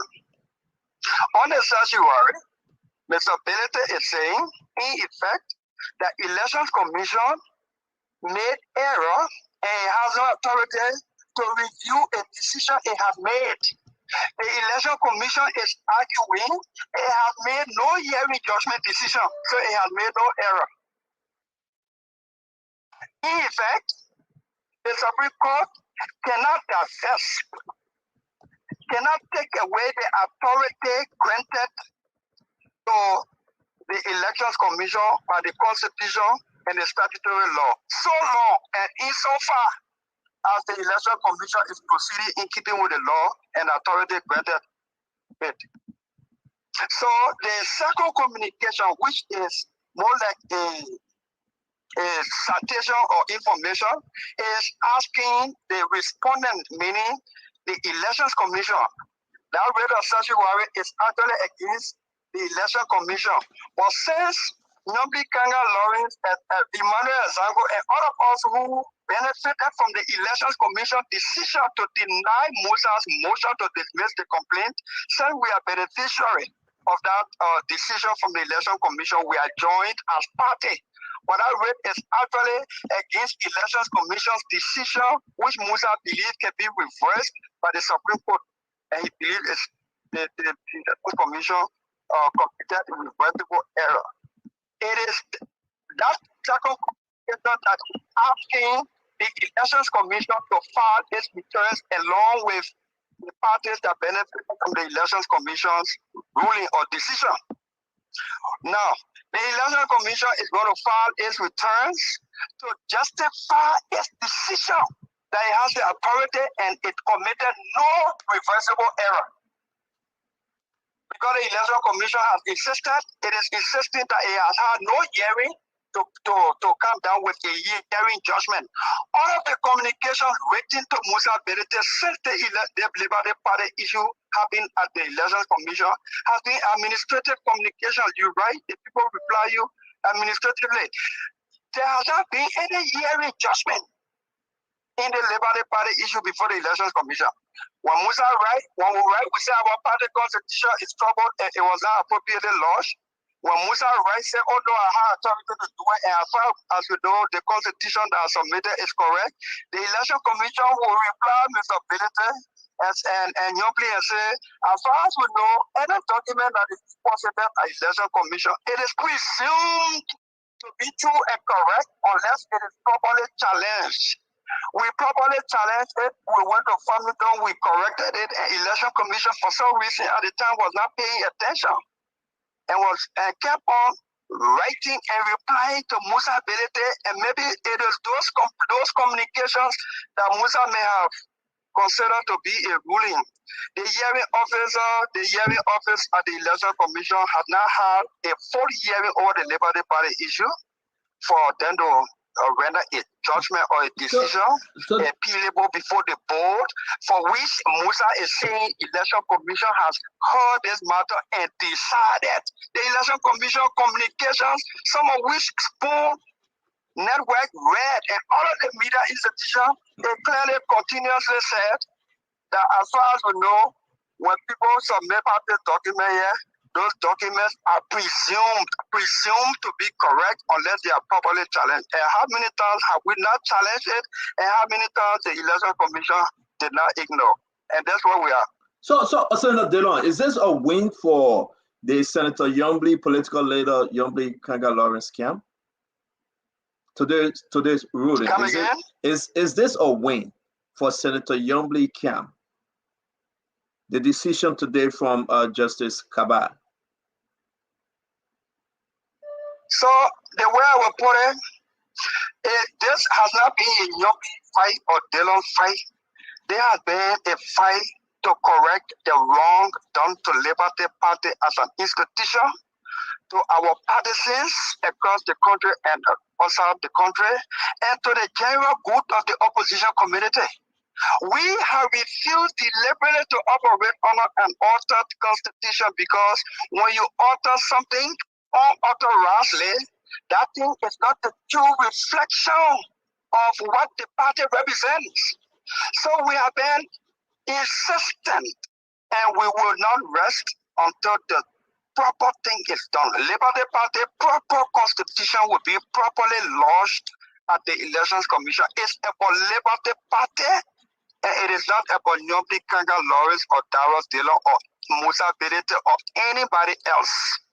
It's about the party. So this is a way forward for the party as we draw closer to concluding this matter at the logical conclusion. My second question, real quick, Senator. The decision to go back to the Supreme Court on the 7th, which will be next week, Wednesday. What's your thought? Are you appearing with your evidence? Are you writing document, send it through whosoever? What's your thought about going back on the 7th? So the Elections Commission will file its returns to say the error Musa complained of that he assumed or he complains that we made, and asking you to reverse. We did not make any such error, and here are the facts, or here are the laws that we rely upon. Here are the authority that was granted to us by the Constitution and the elections law. It is based on these laws that we are acting. And we will file our returns as well through our lawyers. So let me do a quick roundtable, guys. Dillon is only here for this ruling today. Dillon will be with us on Sunday, where we discuss national issue. Your thoughts, your concern, your question for the ruling today. Let me start with Sentumani George. Sentumani, you got the senator.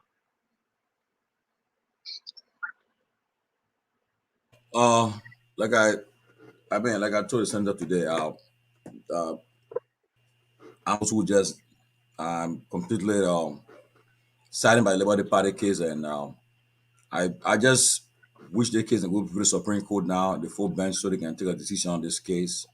Because the more time they are on this case, and is the Liberian people that are depending on them, they are just being left in a situation of hopelessness because they know what can happen. The time is not in their favor, and I was very clear. I said, at the end of the day, if depending on what's the outcome of the election, it will have nothing to do with Dillon or Yombly or the Musa or whoever. I mean, whoever, all those are involved because they don't still be senator regardless who win the election. They don't still be senator regardless who win the election the next year. They all be still having the same position. So that is the case. Go put the Supreme Court. Supreme Court make a final decision. Because like Dillon said, being a year and cannot keep on. I mean, resources are being spent and things are happening. So I just pray and hope that they can go put the Supreme Court. That's all I got to say. Thank you. So, Dr. Dr. Richardson. Senator, I'm reading a report from Front Page Africa, data January 29, 2022, where it spoke about Judge Sene Yo denied a petition filed against the Embattled Liberty Party National Chairman and Secretary General by the party political leader, Senator Yombly. But my question is, what do you make of that decision that Senator Yo made, which kind of refer back to the decision of Justice Wole Colley? My dear sister, Dr. Francine, I'm surprised that you asking me this question because so many times I have heard you say the Supreme Court made a decision in favor of Musa regarding this very question you're asking. But let me answer you gently, my dear sister. We filed for a prohibition before the court on two things. One, Musa was going to a convention, sometimes in June. We ask the court to prohibit that convention. Two, we ask the court to instruct the Elections Commission to allow us to lodge our corrected version of our constitution before Elections Commission, in keeping with the Farmington MOU. The court decided then that Honor Justice Wolokoli, one, Musa did not hold that convention, so there's nothing to prohibit. Moriah will agree. It is moot. There's nothing happening, so nothing to prohibit. It is moot. Two, if regarding your constitution, let me hear you. The both parties presented this issue, and the court, through Justice Wolokoli, decided that we must correct our constitution because she believed that there was issue. Once she saw the Farmington MOU that all of the parties to this conflict signed and agreed that Liberty Party constitution was troubled, then she insisted that we must correct it. So the court took some actions, including providing the library at the Supreme Court. When Justice Wolokoli traveled, then Justice CNAO took over to preside. When she reviewed the issue, she said, well, my colleague had reviewed this issue. She thought that there was nothing yet to prohibit because a convention you asked us to prohibit, you believe was illegal, did not take place, so there's nothing to prohibit.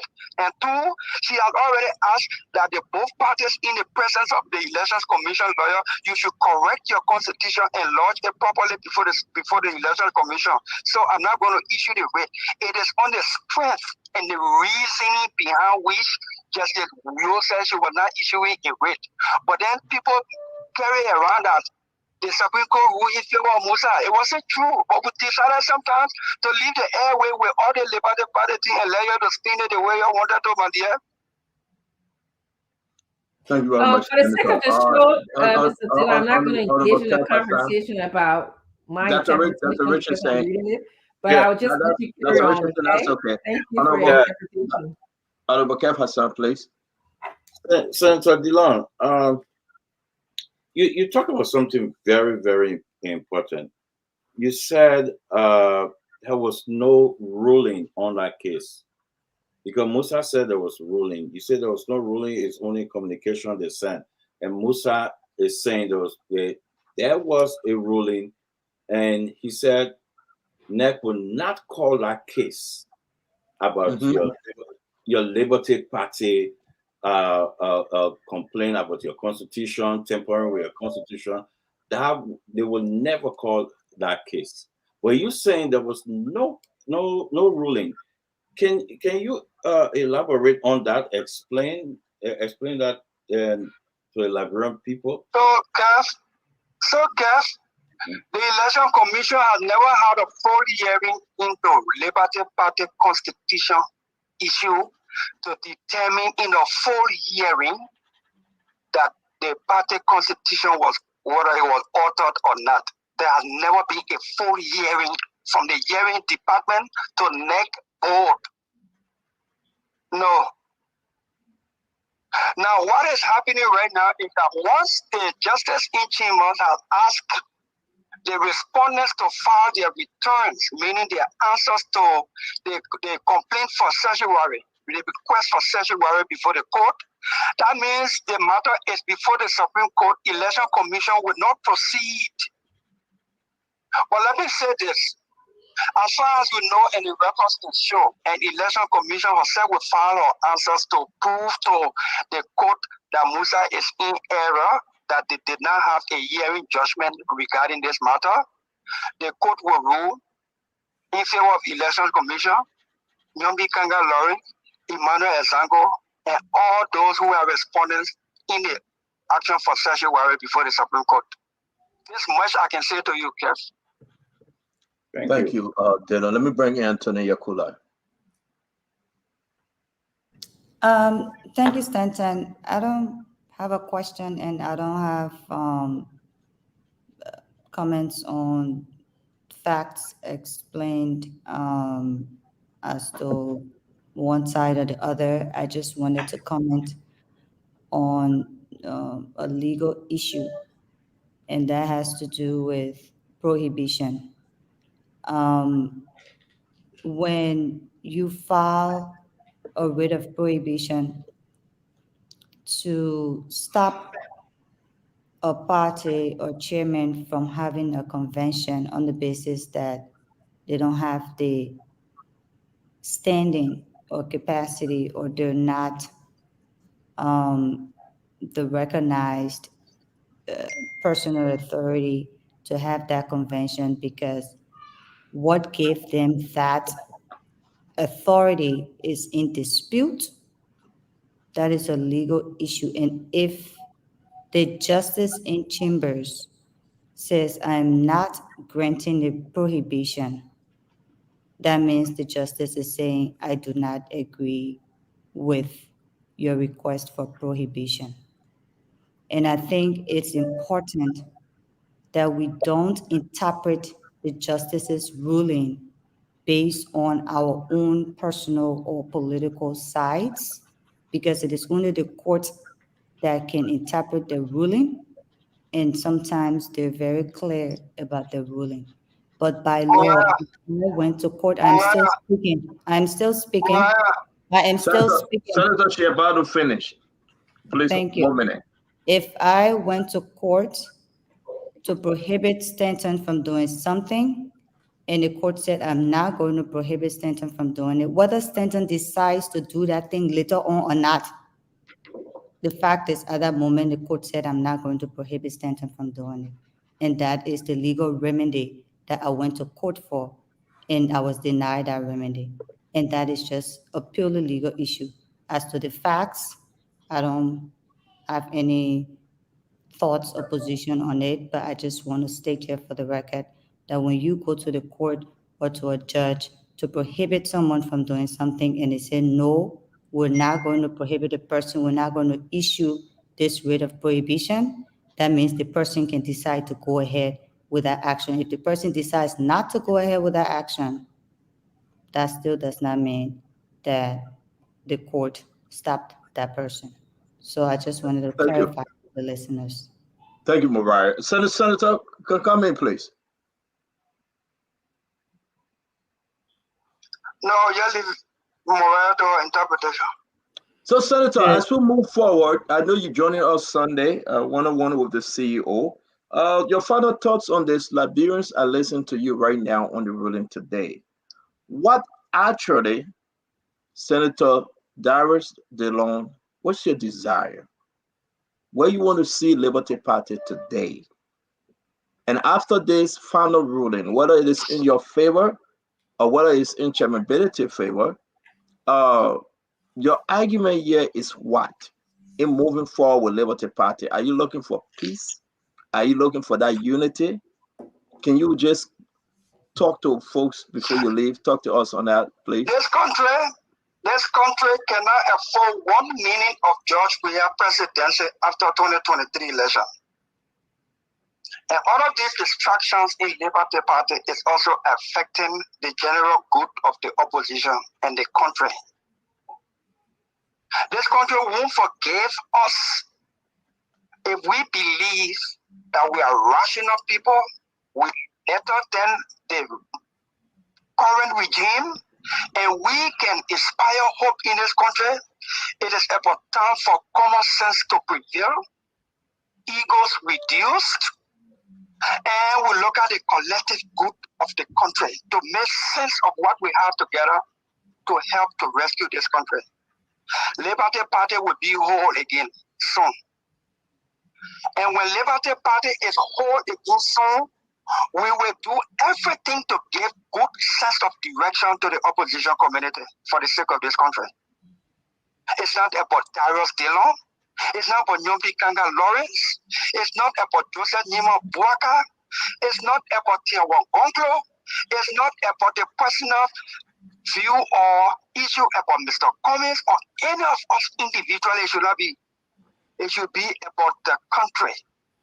And the distraction in Liberty Party is feeding this array of opposition in the country. We will do everything setting aside anger, hard feelings, and everything to make sure that we can give sense of the opposition community through a one Liberty Party to move forward. And I can say to our partisans tonight, we are not panicking. The writ of sanctuary will not be issued.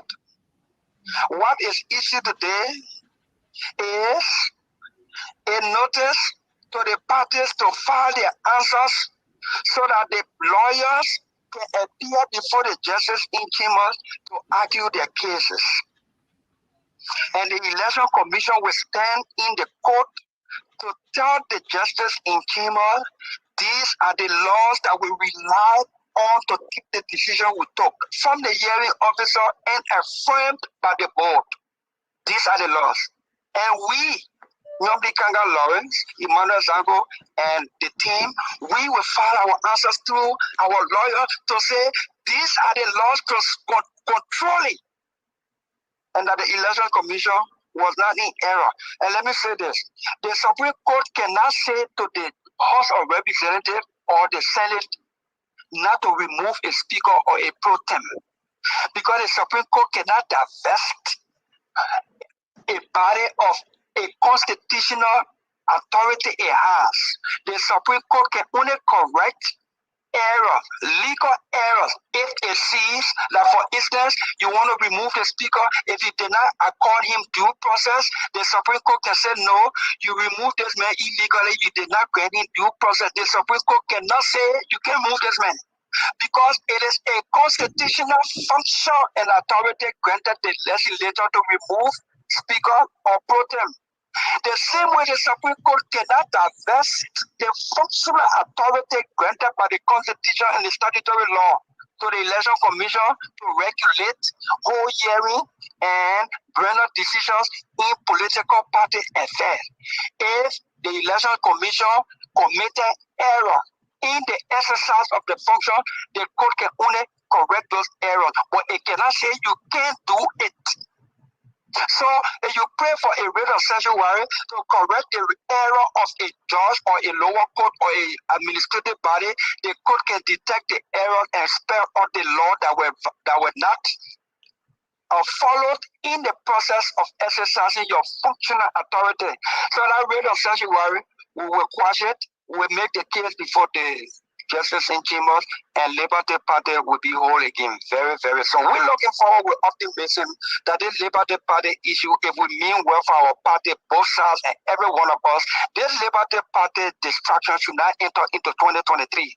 Too much depends on what we do and how we do it, and it should be for the country and the people and not for our individual selves. I want to thank you. Senator Abraham Darius Dillon, thank you very much for joining us on this evening. Have a good night. Thank you. Thank you, my brother. Thank you. So guys, let's get back to this concept, to this conversation. It's very interesting though. It's from both sides. Messages I'm receiving. I'm smelling something here there, CEO. Are you, because I'm smelling my chicken noodle soup. But is that what you're smelling? I smell yeah, but something. talk to me, Kev. Talk to me. What playing here is that, you know, he said we'll give the opposition a clear direction. A clear direction. And it seems to me that if they get what they want, they will, you see, he used the word, the whole Liberty Party, they will move the Liberty Party out of the CPP and take it somewhere else. And he's saying clear direction. Because, mind you, Liberty Party is in the CPP right now by Musa Ability. So listen to his choice of word, clear direction. They are going to take that the Liberty Party, if they succeed, out of the CPP and give so it. Kev, let me help you. Let me help you, Kev. And let me help you, right? This thing is about the Liberty Party and CPP.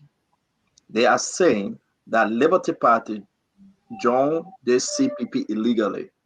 Yes. That's the Senator Yombly, Senator Dillon, Azango Kyan. They say Senator Yombly didn't sign onto this thing. We are not talking about the first CPP now. We are No, talking we about the second this, CPP. You know, yeah. the second CPP, they have this whole, and Mariah can speak on it. They have a new framework document, Right. right, that now have only Liberty Party and ANC, and other parties will be joining. I don't know whether they have joined. So they are saying no. So give Yeah, now, us our Liberty Party back. Give our Liberty Party and back. then we And will we'll decide. make a determination as to whether Yeah. we want to be part of that CPP or not. But so let's go back to Dr. So Richardson. since, Mariah. but you Mariah, mentioned, go ahead, man. Go ahead. yeah, so that's for, NEC to determine whether there's a new CPP that Liberty Party did not sign up to, but the facts are very clear. There's no new CPP. There is the same CPP that have 4 members and 2 members publicly withdrew. That is public knowledge, and at no point did Liberty Party withdraw from the CPP. When you have members leaving an organization, you revise the document for the organization, whether it's the constitution, the framework, the bylaws, regulations, whatever it is, the existing members that remain in that organization can revise that document. If you went to NEC today, you won't see a new framework document. It's a revised framework document with the 2 parties that remained in there. To say that the person who signed the previous the framework did not sign the revised one, so it's not valid. It's like saying because Liberty Party amended the constitution and Bromsky didn't sign it, so it's not an amended constitution, it's a new Liberty Party. That's the same analogy you can make with CPP from that argument. So it's not a new CPP, it's the same CPP. And because people left, so CPP revised. At no point did Liberty Party as an institution leave the CPP. Members of Liberty Party left. Some officials of Liberty Party left and went to Unity Party, but Liberty Party as an institution did not leave the CPP. And there is no record or document at NEC, as the other parties did. They wrote NEC and informed NEC that they were leaving the CPP. There's no document at NEC from Liberty Party that they were leaving the CPP. So when 2 parties remain in the organization and they decided to revise the framework, there is no law that says the initial signees to the first framework should be the ones to sign the amended framework. It's almost like saying because you sign, Bromsky didn't sign the amended Liberty Party constitution, so it's a new Liberty Party. Good For me, point. that's what I say on that Good, issue. no, good argument. And I want to give it back to them. But let me ask Mariah. I beg you. Let me ask Mariah. Let me ask Mariah on this one real quick. So then Mariah, if and only if, okay, if the justice in chamber or the full bench ruled in favor of Senator Yombly Kanga Lawrence, can she? Because that's the intention. Can she announce and can she say, you know what, write a letter to NDC and say we are not part of this CPP if they vote in her favor? We are not hearing you, ma'am. We are not hearing you. Unmuted. The issue before the Supreme Court on the certiorari was whether or not the Elections Commission erred in in denying the motion to dismiss. So they've not heard the matter. This matter has not been heard. And what the Supreme Court is hearing is not the complaint that was filed. The Supreme Court is hearing the decision from the Elections Commission to not dismiss the matter. And so if the Supreme Court rules that the Elections Commission was correct in not dismissing the matter, then Election Commission will go back and hear the matter. If the Supreme Court rules that the Elections Commission was in error for not dismissing the matter, then that matter is dismissed, right? The Elections Commission cannot hear the matter. So the question as to whether if Supreme Court rules that Yombly Kanga is right, that's not the matter that's before the Supreme Court. So the Supreme Court cannot rule on that matter. What is before the Supreme Court is whether the NEC erred in not dismissing the So matter. if the Supreme Court gave like the approval, say you did the right thing, Right, send then it NEC will back to then NAC, go back and then and NAC have, make that ruling and say, but then Senator Yombly You and your camp, you But guys are right. they want you talking as that Uh-huh. based on the assumptions. So will I get to I that point? understand. Can we just Right. tease ourselves on it? What will happen if I mean, I'm not if the going to. NEC say, you know what, Yombly, this thing was filed, the document came, and you are right. Everything you just complained about, we gave the party back. You're the political leader. You are right. Just say, Yombly, you have won. But Can I'm not. Yombly, can two things, Mariah? I beg you, Mama. Can Yombly say we are not part of this CPP? Number one. Number two, one of our follower asking you, and maybe you want to correct this. Who signed the second CPP document? This So second CPP document. let me say this. The amended framework document was signed by the chairmen of the parties. Like the first CPP document was signed by the chairmen. The Okay. chairpersons of the parties signed the framework document. The political leaders only attested. Political leaders don't sign framework documents. They attest. Chairpersons are the ones who commit to it. The revised framework document was signed, but the chairpersons and political leaders did not attest to it. It's not a requirement Oh, that they attest. The requirement is to sign it. And so the party chairpersons signed the framework document by law, that the party okay. chairpersons will sign the document, not political leaders. So But so on Chairman to your Benedict question, signed and Senator Nathan signed. Okay, correct. but Even the previous document what yes, the chairman but yes, has signed. they did on the first one. So The so political to your they attested question to the first one. about Kev, uh, you asked that question. Let you to answer your my question real to quick. your question about whether Yombly can say Liberty Party is no longer in CPP, it depends on what Liberty Party's constitution say. Because last time I checked, that constitution I gave the political leader the power to determine where the party goes was the one under the 2015 under Councillor Bromskin, and that was changed that the political leader does not have the sole power to make decision on behalf of the party, but rather the executive committee. So even if NEC says, yes, you're correct, your claims or allegations, the Liberty Party Executive Committee will still have to make that decision. Like the Unity Party Executive Committee made a decision to leave. They sent a resolution to NEC. The ALP Executive Committee made a decision to leave and they sent the resolution to NEC. So the Liberty Party EC will still have to make a decision and send that resolution to NEC whether or not they're leaving the CPP. So which is why I continue to say this is not the issue of CPP and you're putting a cart before the horse. And this issue is something that Liberty Party will have to resolve on their own. And it's something that needs to be resolved on their own. But when it comes down to the law and it comes down to what you're asking, it's still a long process ahead because the decision whether Liberty Party leaves the CPP or any party leaves a collaboration, that decision is with the executive committee. I'm not sure whether the political leader has the sole authority to take that decision as an individual. Thank you. Thank you very much, Mariah. We appreciate you. Guys, let's move on. Let's just whenever we get into this thing, it just drive us over the 2 hours mark. But I want to go back to what Sintomani said. Kev Hassan can sit here and dance all day because this back and forth with opposition, he was celebrate, but the opposition themselves should know that as we enter 2023, this is not looking good. And when you want to go and fight President Weah, this is not good. So let's just go ahead into this session. Let me just get everybody's thoughts. Uh, it will be better for us to have this conversation, leave Liberty Party for a minute, and then jump into this thing. Mariah, you're in Liberia.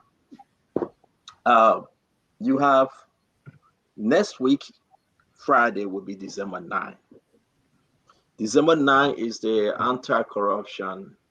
International Anti-Corruption Day. Everybody is awake, and somebody told me today, this assistant man, every day I go on the website just to see who names up. I said, are you kidding me? They said, no, I'm not. People are so eager, but the message is up. There's a message up there that they are saying, uniting against corruption. I think that's the theme for this 2022 December 9 Anti-Corruption Day. I sent it to James, but probably he didn't put it up. And you have not.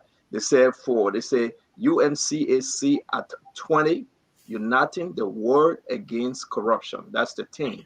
You The send it 20, to me. huh? You send it to me.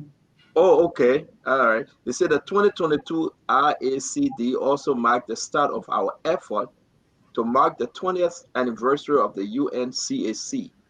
This is reflected by the theme of this year's International Day, UNCAC at 20th, Uniting the World Against Corruption.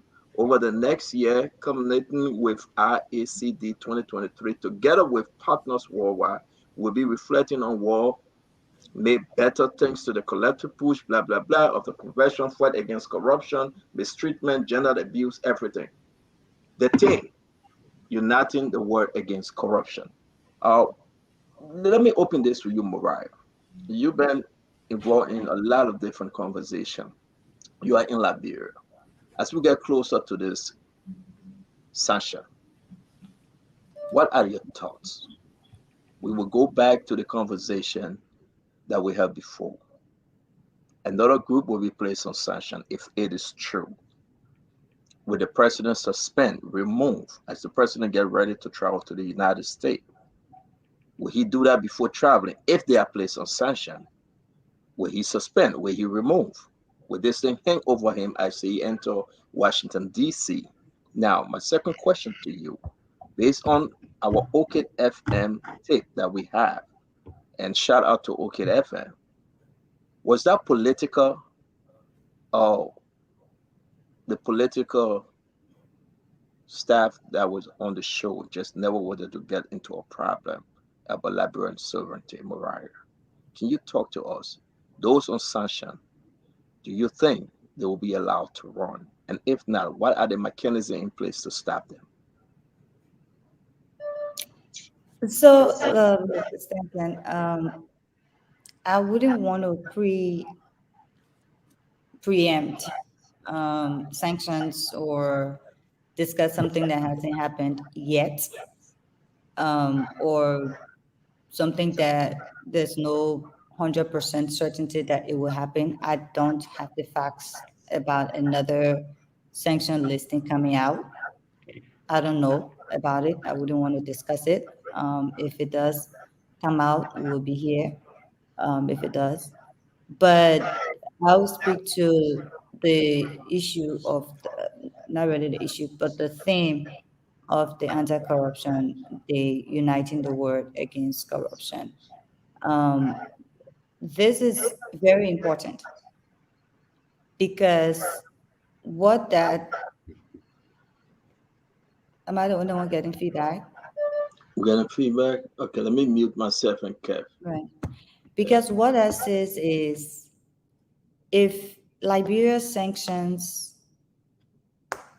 officials from Guinea or Sierra Leone or whichever other country, and the world is uniting around it, there would be plans towards ensuring that everyone in these international bodies or these organizations, these global world bodies, recognize these sanctions.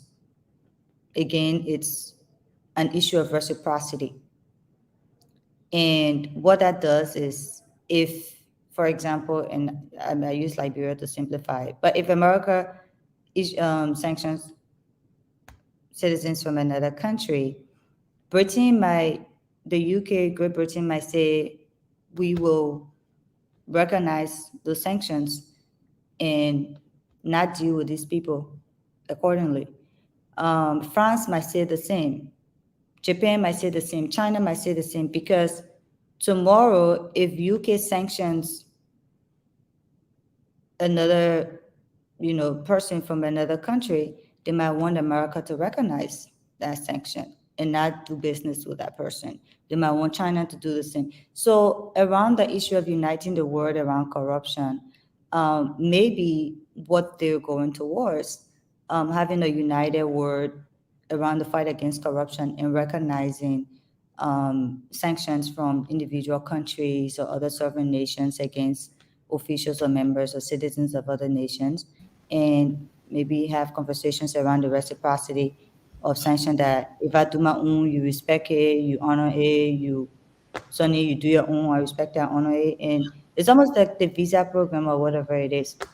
You let my citizens come in free, I can let your citizens come on 5-year, 10-year visas, whatever, or you let your citizens come on this year visa.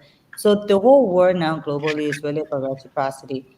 And so that theme is important because hopefully that's the direction the world is going to, that, leaders around the world may be able to say, in this fight against corruption, we're all going to unite and respect these sanctions or these penalties. Because what you don't want to happen is if America say, I'm not doing business with you, you're not bringing stolen money into my country, you're not coming here to enjoy the wealth, you're not steal from the Liberian people. Then France say, oh, but come, our country open. Can't put the money in the banks here. Can't put the money, can't to, Eiffel Tower, can't enjoy yourself here. So then it becomes an issue of, okay, so if you do your own, do we respect it? So that's But kind let of me. Someone want you to answer this question, and it's important. Everybody can speak to this. The assumption from the United States of America, is it political or legal? it's political, but it can also be legal because there are regulations around how the US deals with sanctioned officials within their jurisdiction. That's completely legal. Outside of their jurisdiction, in the country of the sanctioned officials or whatever, they can decide to also use the information gathered from the investigations around the sanctions to pursue legal actions and prosecute those who are sanctioned. And so it is political, but it's also legal because what is happening is America, and I said this, on the last time we had a conversation, and you talked about it later on as to the information you had gotten, is America is saying, look, we don't care whether your country takes action against you for stealing from the people. We don't care whether your country investigates you, or if they do, whether they don't act on the investigation report. We don't care what your country does with you because they're a sovereign country. But for us, we will take action. We will sanction you and say, you can't come to our country. You can't bring your stolen wealth here. We can do business with you. No American company can do business with you because what is happening is you're not going to take this wealth and grow it, increase it at the detriment of the Liberian people and using US soil or US persons to facilitate your corruption. So we're not going to do it. Now, if your country decides they're not going to do anything to you for it, they will not hold you responsible or accountable. That's on them. They're a sovereign body. We can tell them what to do to you, but we will tell you what we can do to you. Okay. All right. So Mariah, thank you. Dr. Richardson, St. Timothy George, and Kev Hassan. Let me bring in Kev first.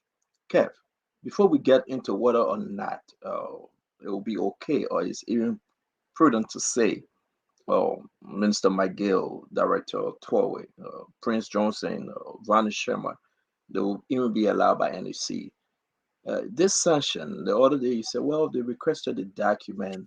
America, have they ever, the Liberian government ever put in a request during the child status sanction era, and the American government answered to them? Have they given them any document to say these are our document prosecute those we place on sanction? Do you think what do you think is going to happen now? The answer is no. There's no document. There is no proof from the Americans to the government of Liberia state that this is Y and Z. This is the proof. Listed all that proof. For example, paying business people, paying business people. No proof of that. No proof having warlord attacking this person by the instruction of Mr. McGill. Everything you look on that sanction, there's and as I speak today, nothing is given to the government of Liberia from the Americans to say, I have this proof that Minister McGill own a multi-million dollar, have share in a multi-million-dollar company. So everything on that list, there is nothing to the Liberian government to prosecute. So the answer, I will tell you clearly and clearly, no. No proof, nothing. But again, let me say, let's say what the Americans are saying. So when people think that the American will give proof, or the Americans will have proof, the Americans are very clear. So people are twisting the American people word, but the Americans are very clear. The Americans, it's an allegation. They are not caught. They find this allegation, and there's a place for delisting. They can be delisted. It's an allegation. So allegation is not something that they do have something sitting and say, hey, this is this. It's an allegation, meaning that I will listen the other day.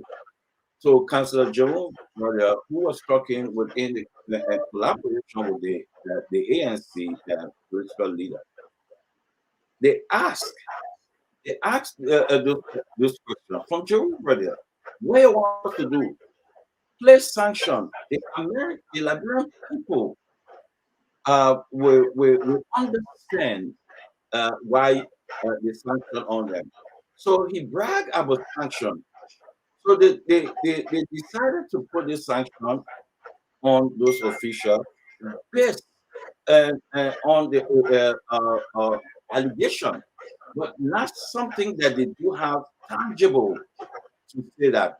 Most of this most of this sanction is based on lobbyists. How powerful you are in DC, and if you have somebody, they place it on you. So it's not something that the American will come to the government. So there's nothing as I speak to you there So from let the me thank you, Kev. Thank you. Sintomani George, I want to keep that to Richardson for last on this one. They say international sanctions are political and economic decisions that are part of diplomatic efforts by countries, multilateral or regional organizations against states or organizations, either to protect the national security interests of the United States, the national security interests of the United States. This is not about I go to court and I prove my case. America said our country is America. We don't like your activities, we don't like your behavior, we feel that you are a threat to our national security interests. We'll put sanction on you. Don't come to our country. Don't use our currency. Don't get involved with our entity out there. And if we see anybody transacting businesses with you, we'll put them on sanction too. Are these just mere allegation? Sintomani George? Well, okay. The Office of Foreign Assets Control, OFAC, of the U.S. Department, they're the one who administer the sanction. It's based on U.S. foreign policy and national security targeted between countries. They have it's no a sanction imposed on our officials, the government. Well, I think if you read the sanction clearly, even the ambassador was speaking, it was almost like a bipartisan effort, and these sanctions are targeted.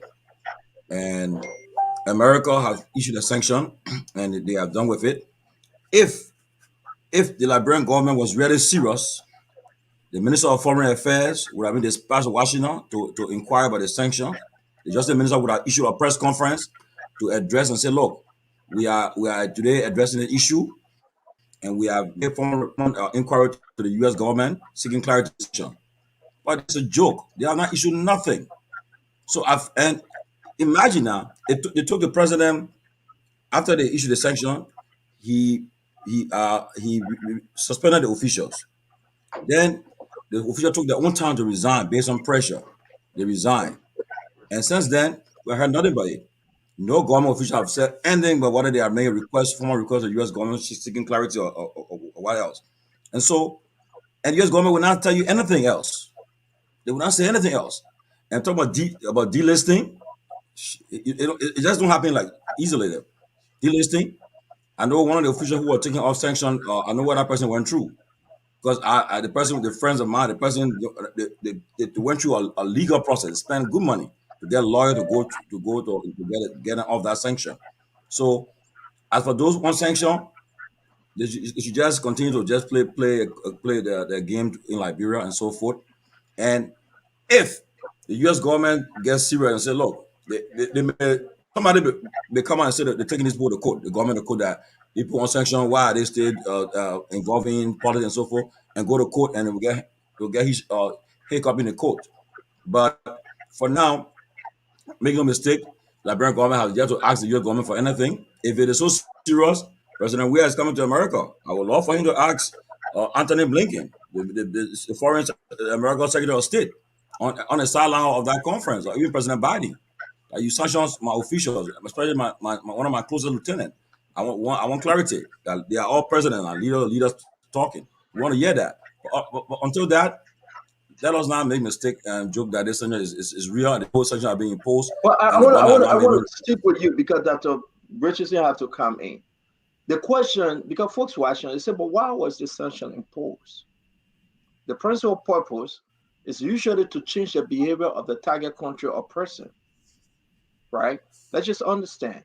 They are feeling like you're doing something. The regime, direction, focus. It's like repenting. You go into church, you say, God, I'm a sinner and I need to repent. So that's the focus. But they are saying that, but after that was done, those that were placed on sanctions said, no, and I want us to come to this election something. I'll go back on the street, I'm making promises, people seeing them with money, saying they want to run in the election, people saying, you know what, if I will help this government, the government got to pay me. The same allegation. There's no sign of repentance. And everybody that were on sanction before on the child status, it didn't take a year to delist them. That thing lasted for almost 4 to 5 years, sometimes 8. I should say this to you, 10 years. So for one to understand, question. Wait. Can I finish this? Can I finish my thought real quick? I don't want to forget. I just want to add this on the quick, CEO. They don't mistake the Manesky sanction and the United Nations sanction. People are talking about 10 years. And folks on the tail of United Nations sanction, it's not Manesky sanction. So let us don't send makes a signal there.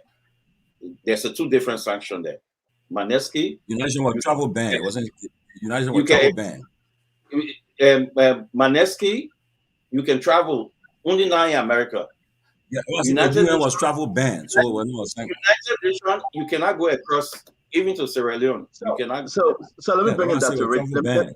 Let me bring in Dr. Richardson. Dr. Richardson, you are following us with this conversation, which is very interesting. Sorry, guys, I just cannot share this because I have some names and other stuff to aid. It would really compromise something I just can't. I thought of doing it, please.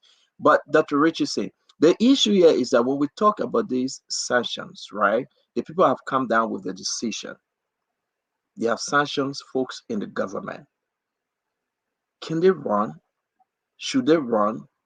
Do you think it was necessary that they even declare, say, I'm going to run, or should they have just show some sign of repentance and go quietly, play low key, like we say out there? Well, I mean, what's your own thoughts, Dr. Richardson? So, based on my understanding of what I read about the Magnitsky's Act, the U.S. government expect certain international conduct of people that are in government, and they expect people to abide by humanitarian laws, and people who are signatories to humanitarian laws, be it United Nations or America. They expect people to try to alleviate corruption in the country. They expect people not to commit economic crimes. So those were the 3 major things that I noticed. And if we have people that they have identified in our country that are involved in this misconduct, okay, this international misconduct that they don't want to tolerate, then I don't think they will be supportive of them running to lead a country because they already identified them as having uh, engaged in misconduct acts. So I don't know how they're going to run because, like I said on this show before, they talk about certain economic transactions, financial transaction, and this is what we need to find out. What are those certain financial transactions? When you running, you have a transaction going on all the time. You have to pay for your campaign materials. You have to order them. You have to pay neck. So how are you going to transact such business? That's what my concern is. And Um, that I'm sorry that sorry, that's a good question you're asking though, and I think that's exactly where we are today. They have to pay, they have to register, and they have to register in United States dollars. is that okay? Is that Correct, what that? Mariah? Can you help us with this one? I believe they should be registered in United States dollars though. Well, to be fair, yes, it's in United States dollars, but there's nothing that stopped them from converting it to LD and paying NEC. NEC can't refuse LD from citizens. So unless next year we get LD account, then that's different. But we use two currencies. We use LD, we use USD. So So they if can they can pay in if they LD. put the money next it 2005 is the fee and they times it by 150 and get LD, change it to LD and go to pay to the bank. Unless there's not a LD account for NEC at the bank, then uh, My second question to Dr. Richardson, and just for the record, the U.S. sanction to be lifted is 8 years. UN is 10 years. EU is 6 years. Manisky sanction, your first even conversation to accept anything will be 1 year. Even before your lawyer say hello, you got to pass the one year mark. So just because careful asking, I mean, which one the sanction, so we just got that information. But Dr. Richardson, the issue about the paying the participating, can another group sue them? Can another group say no, we don't think that it's necessary for these guys that are on sanction to participate? And can that group also take the case to the Supreme Court? Let's just take that. I want you to speak on that for a minute because I'm I'm coming from I'm somebody. actually hearing, and I read somewhere, and perhaps it can be verified for anyone who's in Liberia, that there was there is a group of lawyers who are taking the government to court, stating that since you suspended these people who misbehave according to the Americans Magnitsky Act, you have not done anything else about it. You have not taken them to court. You have not made any legal proceeding against them. So they have been questioned legally thus far, is my understanding. I know I read that a group of lawyer, I Yeah, think. we have the letter. I mean, I don't know whether James still with us. He can put that up. Centurion and George. Well, I mean, if Georgie, are you with us? Can another group come and say, you know what, this is not right? Folks on sanction, we will sue and we'll take this. Can that delay them, delay the process? I mean, election come and go, and these guys stay in Uh, court. Not, not that I we'll put that one expect, down I yet. expect. We'll discuss that. Go ahead. I mean, yeah, what as I suspect may happen though. As soon as the sanction officials are registered to vote or take part in the elections, I'm sure there will be a group of librarians coming out to sue them, to take them to court.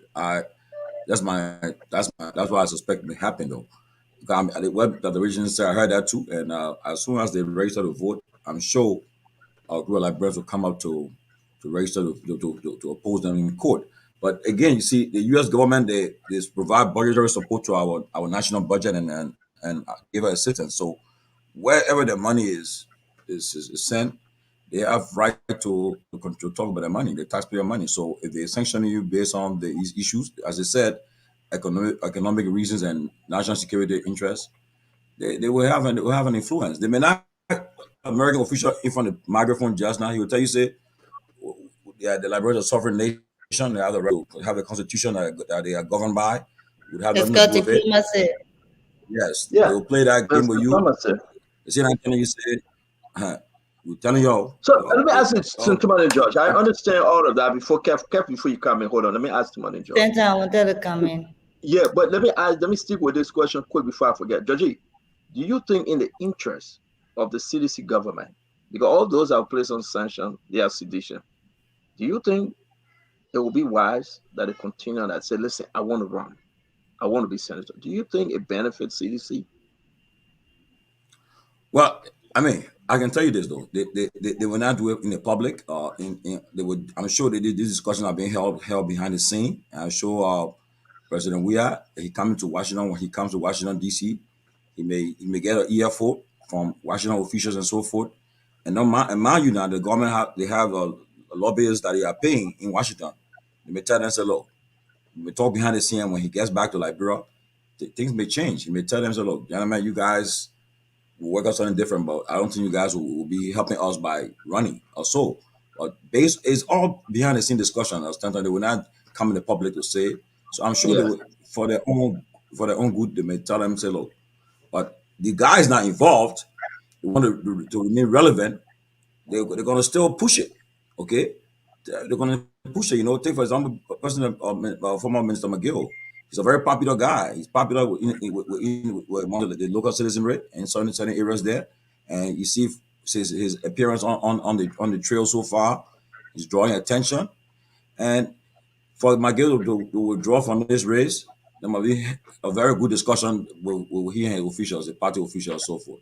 He won't just easily withdraw from Kev the has some race. comment, then Mariah will come. Kev? Yeah, I just want to make this clear. The Supreme Court, they're not there to kind of make the law. And to Mariah, you know that they're there to interpret the law. If anybody sue and or neck and to take it to Supreme Court, the Supreme Court will just strike it. They will not even hear the case. That case, the Supreme Court will not even hear the case because the Supreme Court is not looking for evidence. Bring your evidence. No, that's not what the Supreme Court. They're there to interpret the law. Until they change the law, but by the lawmaker. But the Supreme Court will not listen to anybody who's suing because the law is there in black and white. I want Mariah to dispute that, to say that the Supreme Court will write the law. They're there to interpret the law. Whatever the Constitution say, that's what the Supreme Court will listen to. So if anybody says they're going to sue, go to the Supreme Court will strike it down. They will not listen to it because they cannot listen. They will not listen to something that is unconstitutional. It's clear. They cannot, anything is unconstitutional, they will strike it down. Let me give you an example, CEO. Like the CPP framework, the 8.5 point and something, because it's unconstitutional, when they went to Supreme Court on that Cummings case, what the Supreme Court did, they strike it down and they say you're good for here. You're not here in this case. It's unconstitutional. That's what the Supreme Court did with that case. There was not Mr. Cummings, you right, or Mr. Cummings, you wrong. They picked that part on that framework document that was unconstitutional. What they did, they say you're moved for here. They strike it down. So Supreme Court can never hear any case that is not constitutional. I bet any lawyer, maybe Mariah would disagree because maybe she want to put politics in there. But let's ask any independent lawyer that Supreme Court will listen to a case that is not constitutional. So let's know that completely, like the framework document. A part that was not constitutional, they strike it down. Period, CEO. They will not listen to that case. You can sue, they will not listen to it. I bet ask any lawyer that in the middle, CEO, ask any lawyer, who can call any lawyer,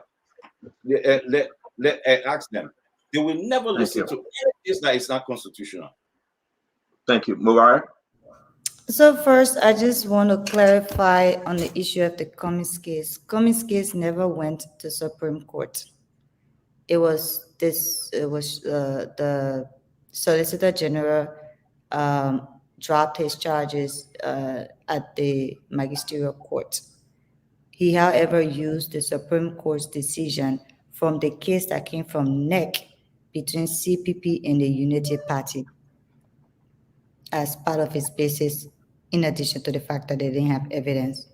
But the case that came from NEC between CPP and the Unity Party is what went to the Supreme Court, because the contention then was the Unity Party cannot leave the CPP and field a candidate in its own name. And the Supreme Court did hear that matter. They went through the records from NEC ruling, they heard the matter, and they came down with an opinion that stated that yes, this party can leave and field a candidate because the clause that you're depending on is unconstitutional. So the Supreme Court did hear that matter. Thank you. But let me finish now. The Supreme Court heard the matter. They didn't say we're not going to hear the matter because this is unconstitutional. They heard the matter. They heard the parties. They scheduled a hearing. They heard both parties, all the arguments. They reviewed all the documents. They reviewed the framework and said this clause is unconstitutional. So that was an opinion done after a hearing. Yes, the Supreme Court does not take evidence, but the Supreme Court can review documents from a lower court or administrative body. And in that case, they reviewed the documents from NEC, the rulings from NEC, and they heard the arguments from both parties and came up with a ruling. So that's one to clarify. The second thing to clarify also is the Supreme Court can hear issues of constitutionality. In fact, the Supreme Court has what we call original jurisdiction over issues of constitutionality. That means no other court in Liberia can hear matters of constitutionality. That is, if the issue that you bring into a lower court, whether the circuit court, the magistrate, or administrative body, has to do with constitutional matters, whether or not something is constitutional or unconstitutional, you have to take it to the Supreme Court, because all of those courts do not have jurisdiction over constitutional matters. So you're wrong to say the Supreme Court cannot hear matters of unconstitutionality. They can't. What they can do is to rule whether that matter is unconstitutional or whether it is constitutional. But the Supreme Court does have jurisdiction, original jurisdiction, making them the only court that can hear matters of constitutionality in Liberia. The third thing you said that was wrong is the Supreme Court does not make laws. Technically, the Supreme Court makes laws. The three branches of government we have: the executive, the legislature, and the judiciary. The legislature makes law, the executive enforces the law, the Supreme Court interprets the law.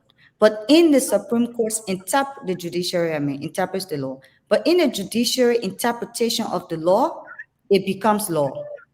That's why in Liberia, we have statutes and we have case laws. So Supreme Court opinions are laws. They are case laws. So why is it important to know that the Supreme Court can make laws? Is that if you went to the court on an issue to interpret, and say this thing is red, and because it is red, you cannot wear it because you can only wear green. And the Supreme Court comes and say, it may look red, but there are streaks of green in it, and because the streaks are more than the red or whatever, it is green. That law that the Supreme Court is saying that this is green, it becomes the new law. The one that say you can wear red is automatically, so in essence, the Supreme Court is making law. So I just wanted to clarify that. Thank you, Mariah. But let me ask you the same question I asked to Mother George. I know actually I think I know your answer. What you say, Kev? No, I wanted to ask Mariah a question, but if you go ahead. You go ahead. Yeah, well, Mariah, I understand the technicality you explained here. It's not technicality; it's legal. It's law. You said technically they can make law. Okay, legally they can make laws by interpretation. Well, Mariah, we look at the CPP case you're talking about. The CPP case, they went there. The Supreme Court did listen. But they find out that that clause was unconstitutional. At that moment, they stop it. As soon as they look at the document, at that moment, they realize that we cannot go further with this case because that clause there was unconstitutional. You yourself said it that it was unconstitutional. So that case was determined based on the Constitution. So what I'm saying here is that if you're going to sue uh, for McGill and the rest of them and Prince Johnson not to run, what our Constitution say? So yes, they will go there. The Supreme Court will look at the document, but they will strike it down. That's what I meant. They will not. They will not sit down and allow you to bring evidence or evidence because they don't take evidence as you said it and agree with me. They will listen to the case, but they will strike it down. Okay, so what's your question to Mo right now? We gotta move on. So what's your question, Kev? Well, not a question. I would just kind of reply. Oh, Spencer, you're may just I? saying something. Go ahead, Just Mariah. 30 seconds. Let's move on. The one thing I don't like to do, and this is no disrespect to anybody, is to argue legal issues with lay persons. I'm not a lawyer. If you're not a lawyer, you're a layman. And the reason I don't like to do that is because um, when people have experience, expertise, and knowledge in a certain area, we as a people have to be able to respect and acknowledge that expertise, knowledge, and experience in that area. But unfortunately, in Liberia, everyone is an expert on everything. Everyone is a lawyer, everyone is a doctor, everyone is a psychiatrist, everyone is a counselor, everyone is an engineer, everyone is an expert in everything. So I really want to state that because I don't want to do the back and forths, but I think it's important that I clarify some of the things that you're saying because a lot of people are listening. So let's address certain things. One, the issue of the Supreme Court saying that the framework document was unconstitutional was not No, an issue of stopping I didn't say the framework document. I said a clause within the framework the document. clause within the framework document that 8.5 was unconstitutional You was agree was not saying we're not going forward. It was saying the case are ended. They heard the arguments, they had the hearings, and they made a decision. They made and when the Supreme What Court was brings the down a issue? ruling, let me learn. Before. Yeah, Let me let she learn. finish, Kefiko. Let she When the finish. Supreme Court brings down a ruling, they have heard the case. In the ruling, it brings finality to the case. So, of course, they will not proceed because they've already heard the case. The second thing also I wanted to say is you're mistaking the issue of standing with unconstitutionality. The Supreme Court or any court will not hear a matter brought before it, will not take evidence, will not review the matter, will not call the parties or whatever, if on its face, you don't, in fact, they might, but if you don't have standing, that means you are not the party affected by what you're coming to court for. When you go before the court for redress, you have to establish that you're the party affected and that you want redress, how you affected and that you want redress from the court. When you don't have standing to bring a suit against someone else or against the government to the Supreme Court or to any court, then how the court cannot take jurisdiction over you as a person because there's no personal jurisdiction, you don't have standing. Because there are several ways the court can take jurisdiction: personal jurisdiction, subject matter jurisdiction, territorial jurisdiction. So you as a person don't have standing. That means you can tell the court, how does this affect you? So what remedy do you want? Because court is almost like hospital. You go there, you say, Stanton did this thing to me. This is how it hurting me.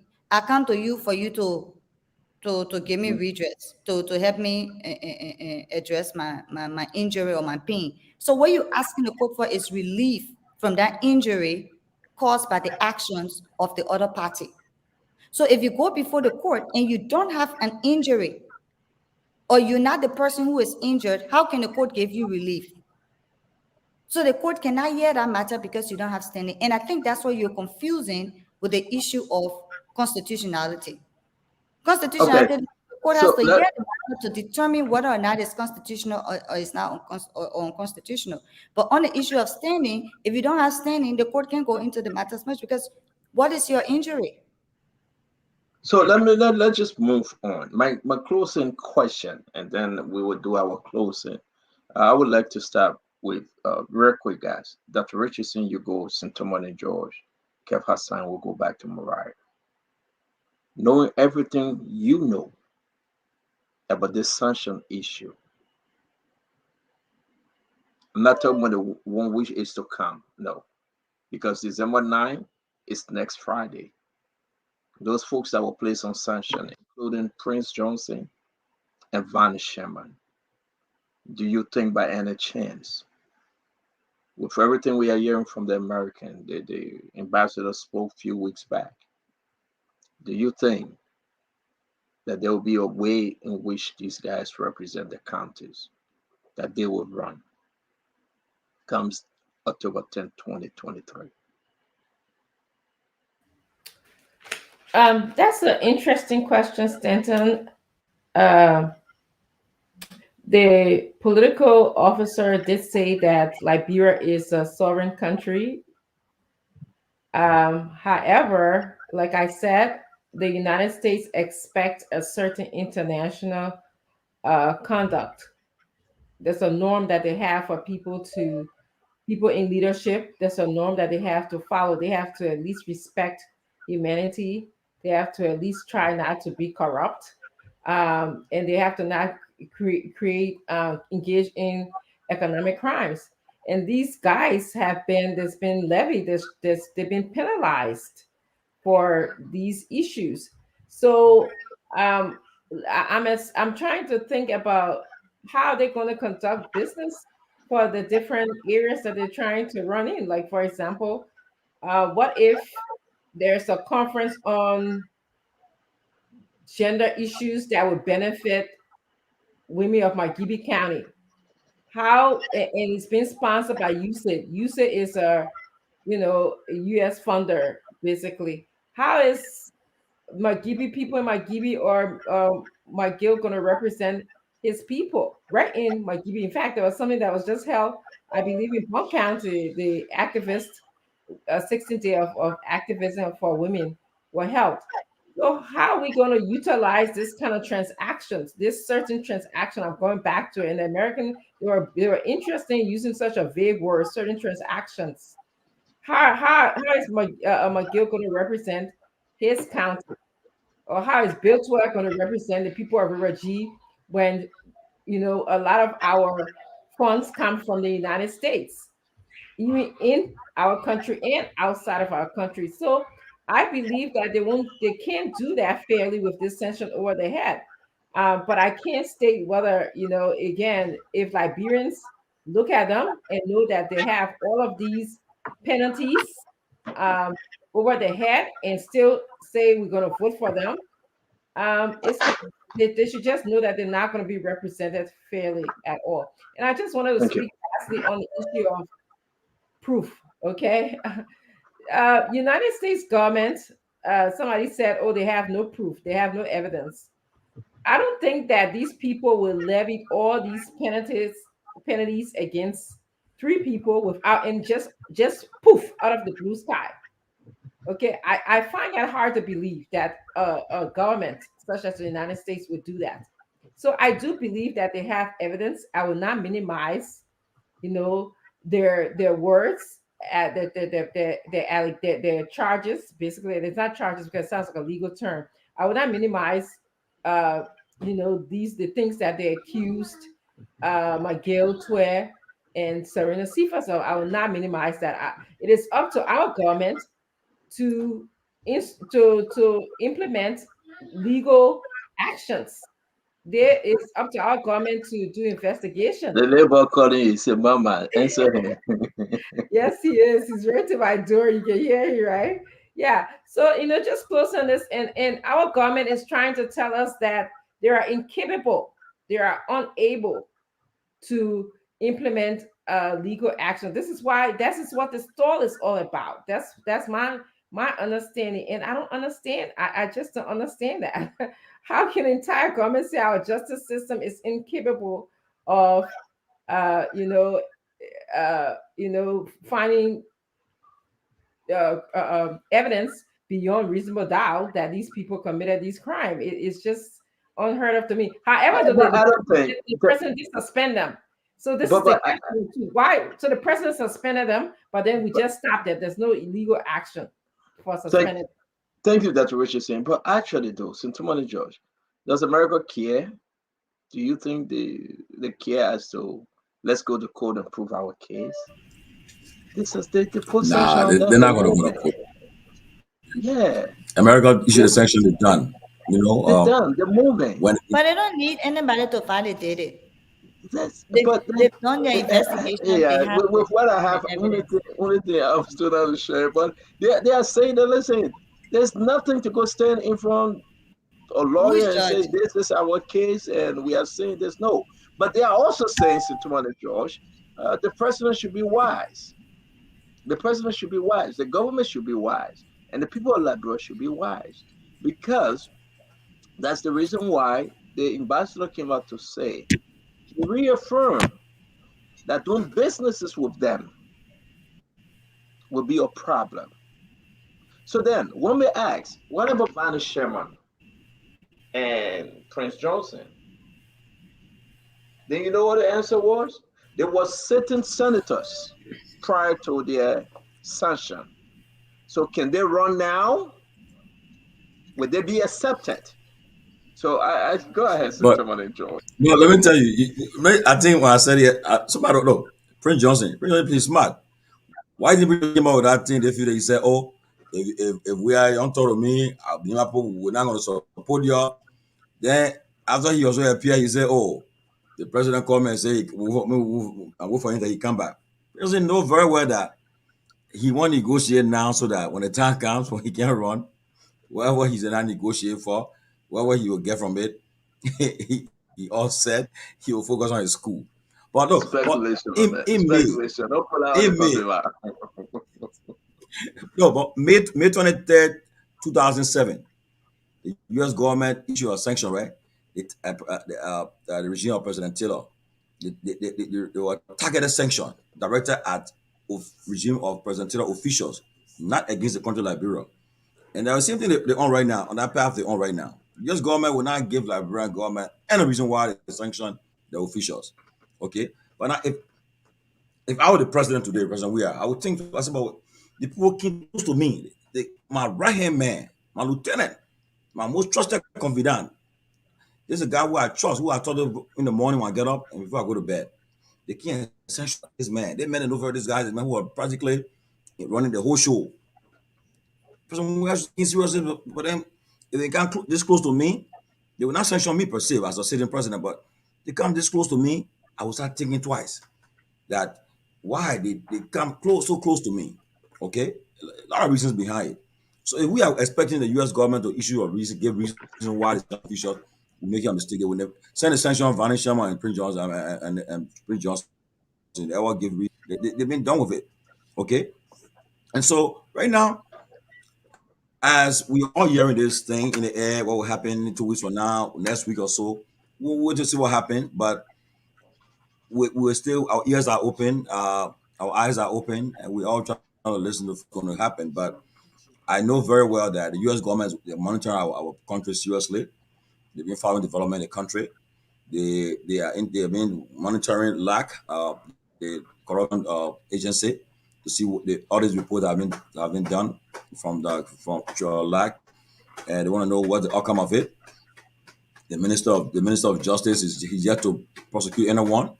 And when I talked to the LAC boss, I think a few weeks ago, he said all other report was given to the justice minister. He said I gave all to the justice minister. He got all other reports. And the president said that on one of the radio stations, he said, as soon as they get to me, I will act. And if the justice minister got the LAC other reports, he said the president must be in the know of it. We have not acted yet. Perhaps when the U.S. government issued most sanction, the president will act. We don't know, because that's what happened the last time. But we're all listening. We'll find out what's happening in the next few days and so forth. But if anyone expecting the U.S. government to give a reason why the sanction officials, they should wait. They got a long time to wait, because they're not going to tell you anything. And if it was serious, D. Maxwell Kamaya, the dean of the cabinet, he will be in Washington D.C. trying to meet with his counterpart Anthony Blinken to ask him what happened, why your sanction our officials. And he said Musa Dean, the Attorney General of Liberia, should also be in Washington D.C. too, trying to find out. Even Can I have a question? our finance minister, because the Treasury Department issued that sanction, Minister of Finance to come to and find out for them why they sanction our officials. But until that, we just keep praying for the election to come and see what happens in the next 313 days. That's all we can wish for. Thank you. Go ahead, Senator, I have a Mariah. question. Go ahead. Normally, have the Minister of Foreign Affairs will go to his counterpart Blinken when he got his allegations of sexual assault over him, and his wife was declared, I think, PNG, and they're no longer in the U.S. Is that correct? And this government has done nothing about the Yeah, allegations of sexual assault on the minister, but another thing that he still enjoys the confidence of the president, which I don't think is which unfortunate. speaks I don't against think the President Williams should president. But the question I wanted to not be ask having Stanton was, we talking about, and this is just a rhetorical question, maybe okay, it kind of came to my head about the fact that, of course, the U.S. government can tell the Liberian government what to do with these sanctioned officials and whether or not they contest or not. But given that the U.S. government is also a partner and supports our elections and provide funds to NEC for elections purposes and technical assistance through USAID, what if they say they're not going to support the elections if these sanctioned officials are participating? So those are some of my questions I asked, and I got an answer for that. They will, if they continue to say we will allow them as per our constitution, So we what will are it, allow 10 them. million, 8 million, And 2 million and they were giving to the NEC? argument from the government the last time we have summit where he said that the United States government is not contributing to our election process. On this show, he said it. And when we asked directly or indirectly, he said forms kept can attest to it. He said forms were made available, 16 something million dollars, 52 million or something, for the whole process of the election. So the United States government is not contributing a dime. But here's the issue, Mariah. I do, though, I will hold my thought for last. I shouldn't speak before Kat. I mean, I'm just asking because the other thing also is you mentioned directly or indirectly. The UNDP is supported by several UN countries, right? So if USAID directly as a aid agency of the US government is not, if the US government is giving money to UNDP, and UNDP is supporting the elections, because I know that because they have technical people at NEC from UNDP. Is that an indirect support to the elections that the US Well, the government issue about maybe the we're money not for giving? election, right? Right, the money for election. To say the government set aside this amount for election. And we asked them to, we have the clip, we'll find the clip. We are not speaking about that. We are talking about the other entity that come around to allow Liberia to have a free, fair, transparent election, to put things in place, right? When you're talking about going in interior and every other, you know how it works. Because I I participated in 1997 election. I was in Sana as presiding officer. I went there, and there's a lot of stuff you guys put in place to have a good, transparent election. The problem here is, you remember they asked David Eto Brian Lasana a few months back, do you think you allow these guys to participate in the election? She said no comment. She said no comment. But I can say to you, as we go down the wire, every sanctioned individual that going to say they will participate in the election, that will be a hard rocky road, because the international community watching. And I asked Timothy George the question, but I will ask Kev Hassan what he coming to do his closing. With it served this government, President George Manoware government, as his people are saying we want to participate in the election. And if they do not participate in the election by getting on the ticket, what become of them? For example, Prince Johnson, will he cause a problem? Will he cry wolf? Are we there yet to say, okay, if I don't participate, then this thing will happen?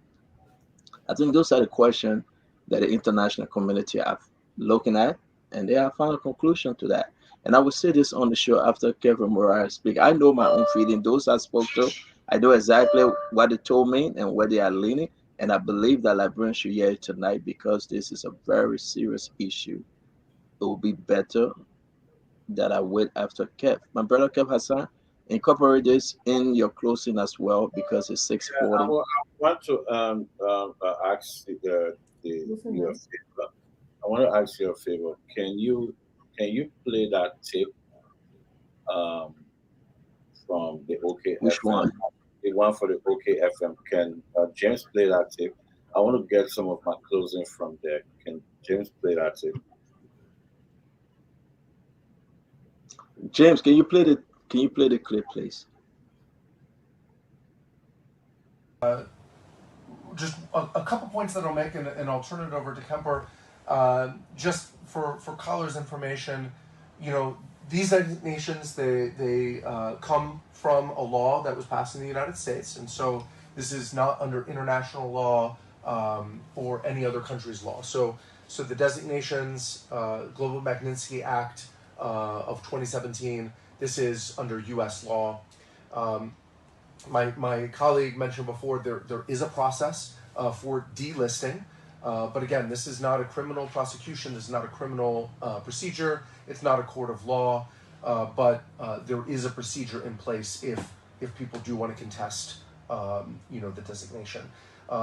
In terms, I'll just briefly address the election question, because again, as a sovereign nation and as a democracy, Liberia makes its own decisions about, who is eligible to run in elections. The United States does not have any say in that process. So these designations, Global Magnitsky, don't have anything to do with elections. And then I think there was. Go ahead, Kev. Yeah, you see, the reason I said we should play that tape because I don't want folks to explain to the Liberian people stating that, oh, England, Germany will state. It's not an international law. It's a U.S. law. So when folks making their own interpretation to say Germany will come tomorrow and say, America, hey, we were you. Uh, we saw that people like Fidel Castro going to different countries. It happened. So to play the scare tactics for folks on the street to say, oh, what is saying, it's not true. It's a lie. It's a lie. I just want our people to know the people saying it clearly. It's not an international law. It's a U.S. law. They have a process of delist. Listen, you can delist. It's a process. The process is there.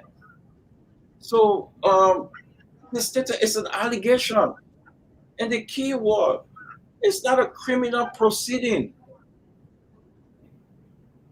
It's an allegation. It's not a criminal proceeding. They are not the court. They are not court.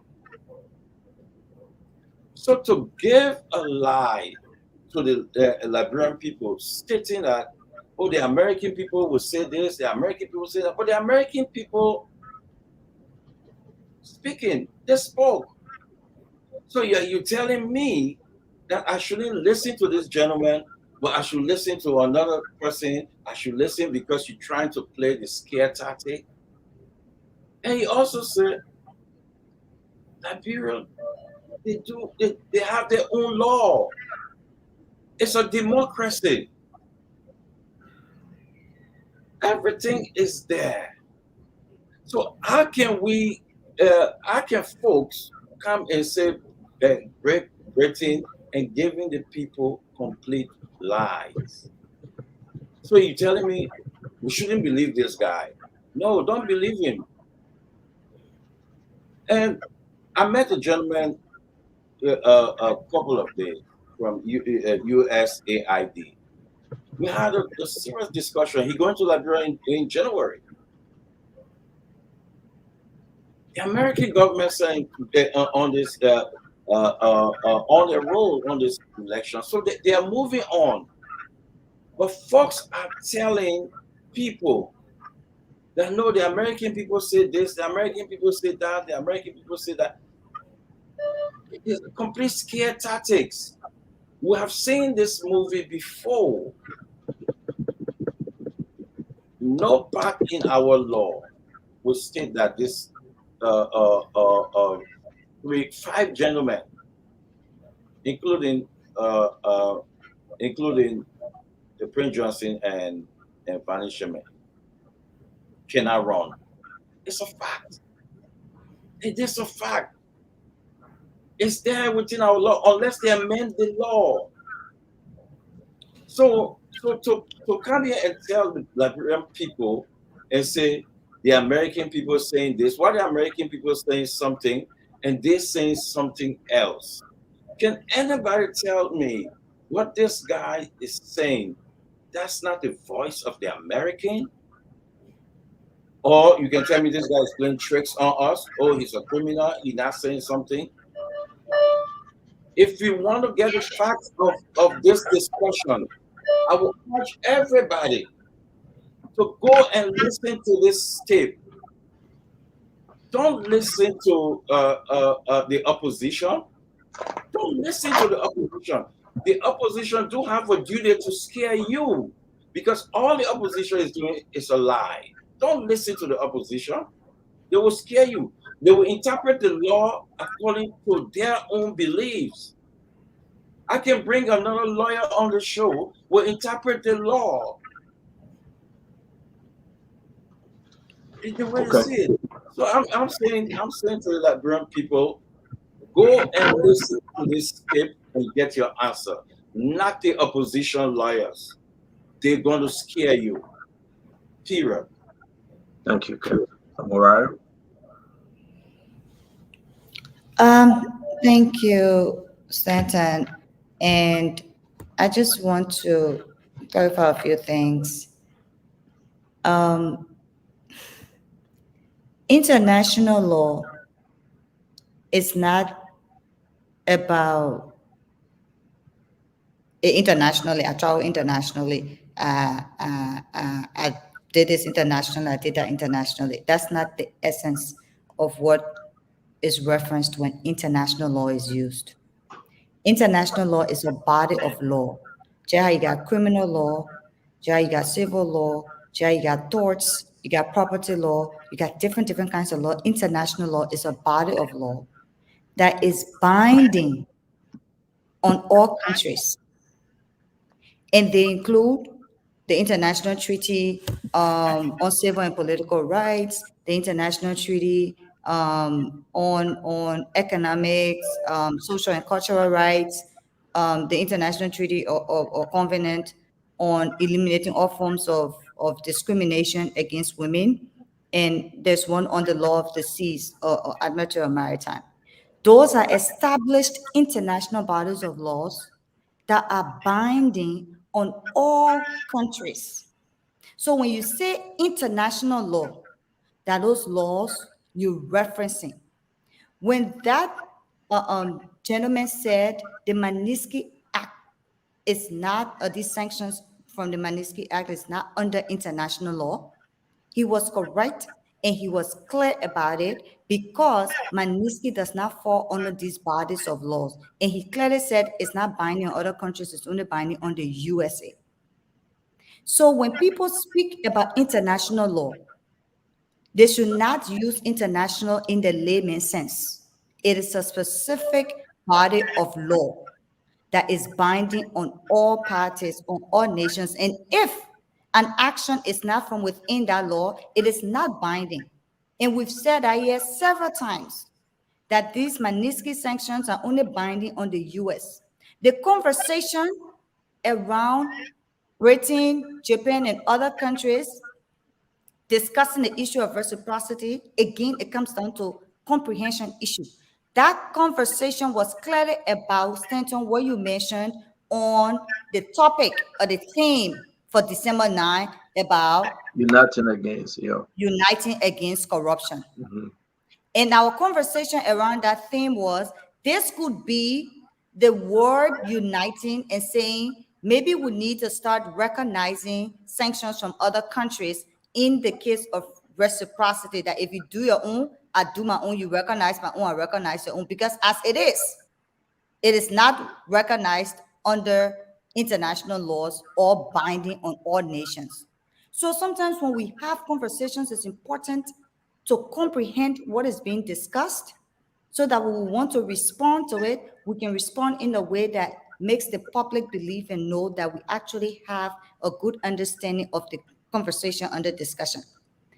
International law is a specific body of law. Treaties, covenants, all of these things that people go to UN General Assembly, the other European Assembly, that they agree on as countries and say these laws are binding on us. And I listed some of them. When you want to talk about international law, you speak specifically to those bodies of law. Anything short is an issue of not really comprehending what was discussed. Now to the issue that we discussed tonight on the sanctions. I think it is very misleading for people to sit here and say that the sanctions has no evidence, that the US government has no evidence. Dr. Richardson mentioned that briefly when she said the US government will not compromise their integrity and credibility by bringing sanctions on people that they don't have evidence for. What this government does not want you to know is that the US government was very specific about things that each of these sanctioned officials did. And if they are that specific about these things, that means they have the evidence for these things. These are not things that you sit down and you think about and it come to your head. That the port director, Bill Torrey, deposited $1 million of port fees in a separate account. That means they know the account. That's not something, if you ain't get out to go to bed, you get out, you say, oh yeah, I see that thing in my dream. No, it is inter-agency investigation.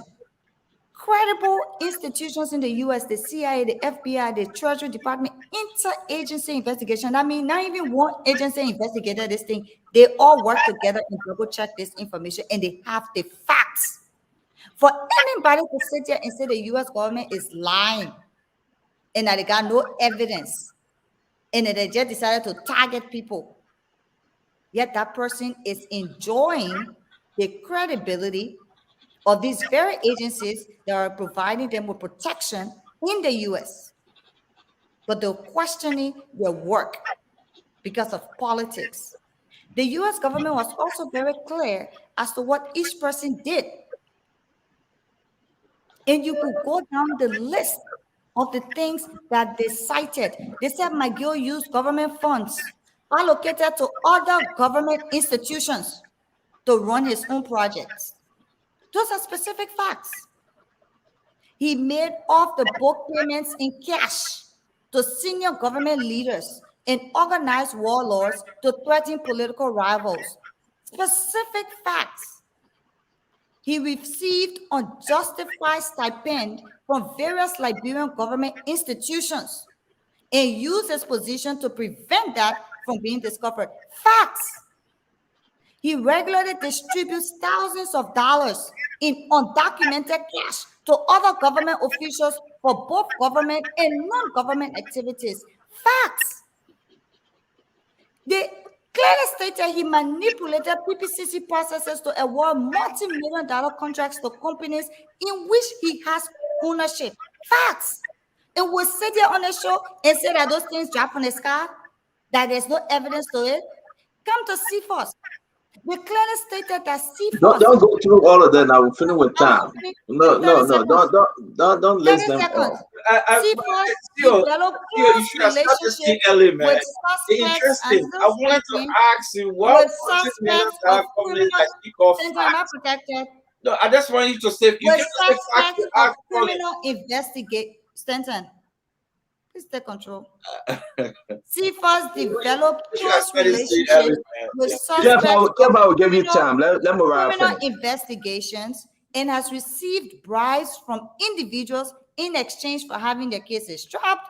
He's worked behind the scenes to establish arrangement with subjects of money laundering investigations to stop the investigations in order to personally benefit financially. He shields money launderers and helps clear them through the court system, and has intimidated other prosecutors in an attempt to squash investigations. All of these are facts. And we sit here and want to bring people to believe that no, America ain't got no evidence. They ain't do no investigation. They just target people. They just and say, Tifa did not, Tifa did not. Who are you fooling? Like we said, nobody's stupid here. And the sooner we realize that these are egregious crimes and allegations against the Liberian people, it will be in our best interest to take it seriously and to hold these sanctioned officials accountable. So let me say this. Mariah, let me say this. And Kev, let me give you a quick few seconds before we close the show. Yeah, please be real quick. Yes, sir. Thank you. You know, when you make those allegations talking about ownership in multi-million-dollar company, what are the multi-million? Let's look at the multi-million-dollar company. Can she name one that she said fact? Because the U.S. government say allegation. The U.S. government clear.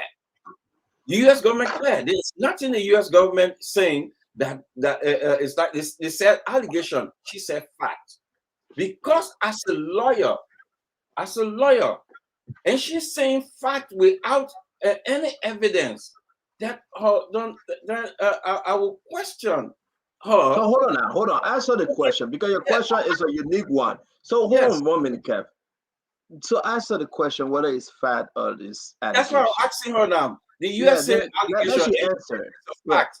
Can you tell me what multi-million-dollar company you call fact as a lawyer? Can you tell me or the Liberian people today, name the company?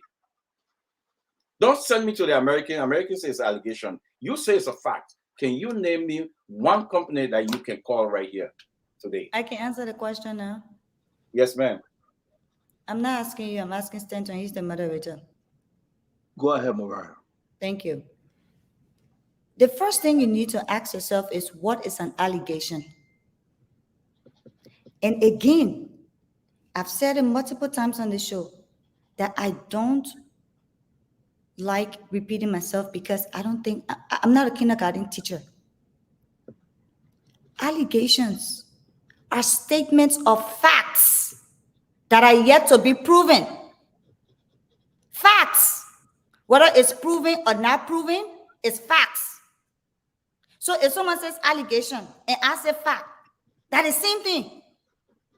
It's an issue of whether it's proven or not. When it's proven, you say proven facts. When it's not proven, you say allegation. That's synonym. That's the same thing. So for you to say USA allegation, Mariah say fact, There you see, you have to ask yourself, what is an allegation? I killed You have myself to with kill yourself with laugh because you're embarrassing yourself. You tell people, If we allegation are fact. Protected. All right, so let me close the show, guys. Let me say my own too now. Let me say my own. So, Kev, let me say this. And all of us getting a chance to close? No, we don't know, Mama. Oh, I got 1 minute to say something. It's 12 midnight. No, it's something very important I need to say. I beg you. I gotta send my greetings to my friend, my Niso, please. All right, so let me wrap. Let me wrap on this issue. Yes, closing, and please allow us 2 hours. So it's important for me on this sanction thing. And Liberia should hear this. The gentleman that went on OK FM, he would never ever infringe on the Liberian people constitution and the sovereignty. Never ever. He would not go on that show and say they should not participate in the election by running to be senators or representatives. That's the constitution, right? He's a diplomat. He will speak on that level. It left with us to understand. You know, when the people doing the commercial, they got a fine little thin line they put under there. You better read it before you start ordering those equipment. You see something, oh, I want to buy this. Because under there, they will say you will pay for shipping costs. You will not return. To return is 3 days. If you miss all of that, you buy that thing after 1 month, you can carry back because you got to look at the fine line. And what I have learned, and I have spoken to a lot of folks, you can call it allegation, you can call it facts. America is done. Yeah, I And just want to read something. Yeah, these like things, America have evidence. It was it's not something that was done by one entity here in America, because America do not want to be blamed tomorrow. It's not the U.S. embassy in Liberia, though. It's the entire America. Before they put that sanction on you, they must have all the T's crossed and the I's dotted. They must do that because it is important for the character and for folks to understand that we are doing this thing. We have evidence. We can prove this anywhere, and we are doing this. The sanction is the sanction. It is very important that we all understand. To me, what I have learned and what I have listened to that Rich is saying, I just thought those guys were going to go quiet, wait a little bit, show signs of repentance, go in the back, and then you know what? 2, 3 years from now, try to be delisted. Try to be delisted. I think it will put the government in a very tough terrain, a very tough place, if those that part of this government run. And the need be, what we are hearing, people will challenge them. This will go to the Supreme Court. The situation that we all have to understand, this will be a constitutional battle, like Mariah said. The Supreme Court will go and hear this. I would say to all my Liberian people, please, please, please understand this sanction is not a joke. We should take our time to understand. If you want to go ask Ambassador McCarthy, if you want to ask the gentleman that was on our recording whether they can run in the election, they will not tell you no, they cannot run. They will tell you Liberia have a constitution. But here's the question they want us to ask. So while you're coming back for your 30-second, please answer.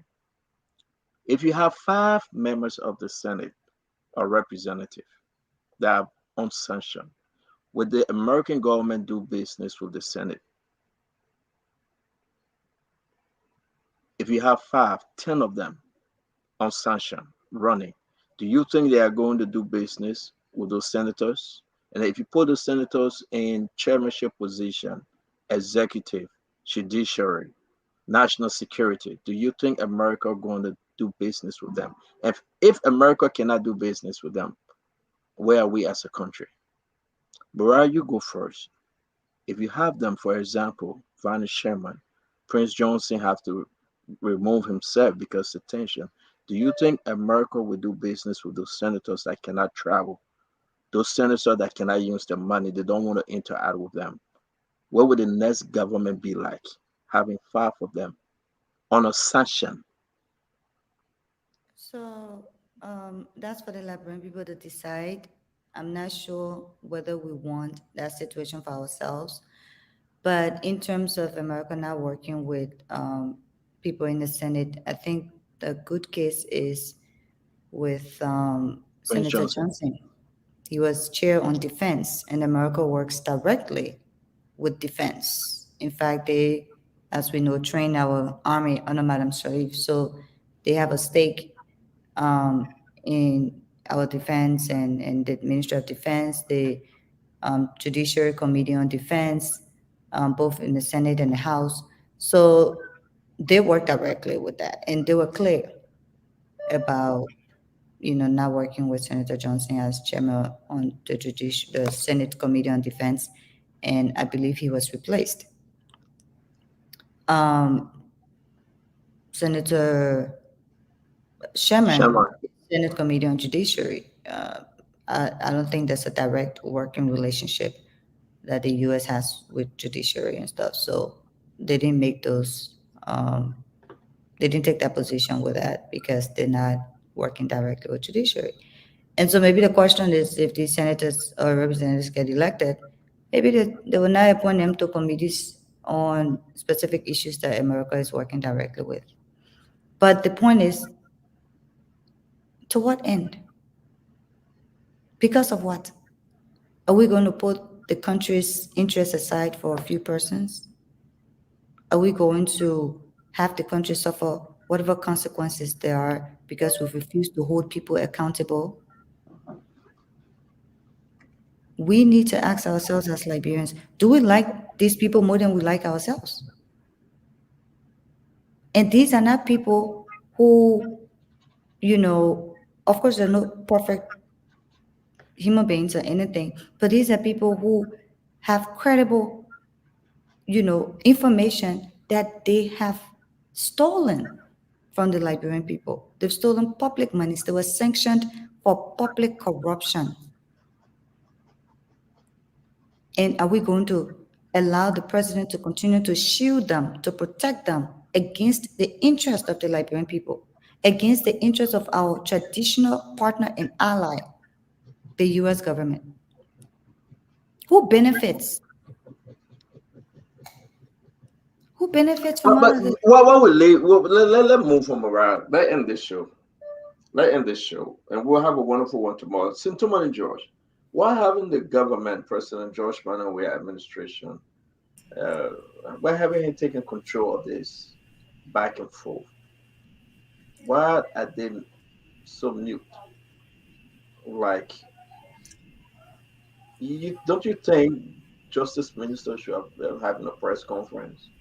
The president should be the one addressing this issue, and keeping the Liberian people informed about these serious allegations and directing the thoughts and minds of the Liberian people. Next week, Friday, is December 9. If they come down with another round of sanction, with George Manor, we are remove those folks that will be placed on sanction. If they do, if America do, can you talk to us in Tumale? You know, CEO, as I said, I think as we talk all the time, man. Like on a serious note, you would think that a very important opportunity for the president of Liberia to meet with the U.S. president is a few weeks from now. You would think the Minister of Foreign Affairs will be in Washington, D.C., making preparation for the He's not president's coming, arrival. Tumale. He's not Yeah, coming. yeah, but So we're I'm not let me make my point. Yeah, I agree. But you think he'll be there, but instead, you see him watching football game in Qatar. He has nothing to do with football. He watching football game. Last night I saw him in Monaco. He just behind the president, just like that. How you do it? Foreign minister should be. You don't see Anthony Blinken behind Biden everywhere. No, he goes ahead. He goes ahead to prepare the place for Biden before Biden arrives. But you think he'll be in Washington preparing for the president's visit, but he's not. And I remember when even when Taylor was president, Morning Captain, all these the foreign minister, these guys were busy working capitals and so forth. They sent a delegation all to Washington D.C. and all with both members of the legislature. I think Senator Minor that came with that delegation. They came to meet with the U.S. government officials here because the Bronx came all on that delegation. I remember. Okay, but we're not seeing it. First of all, our officials can how to get a visa. And the first thing, because how they send them to Washington when they can how they get a visa to come. The first thing.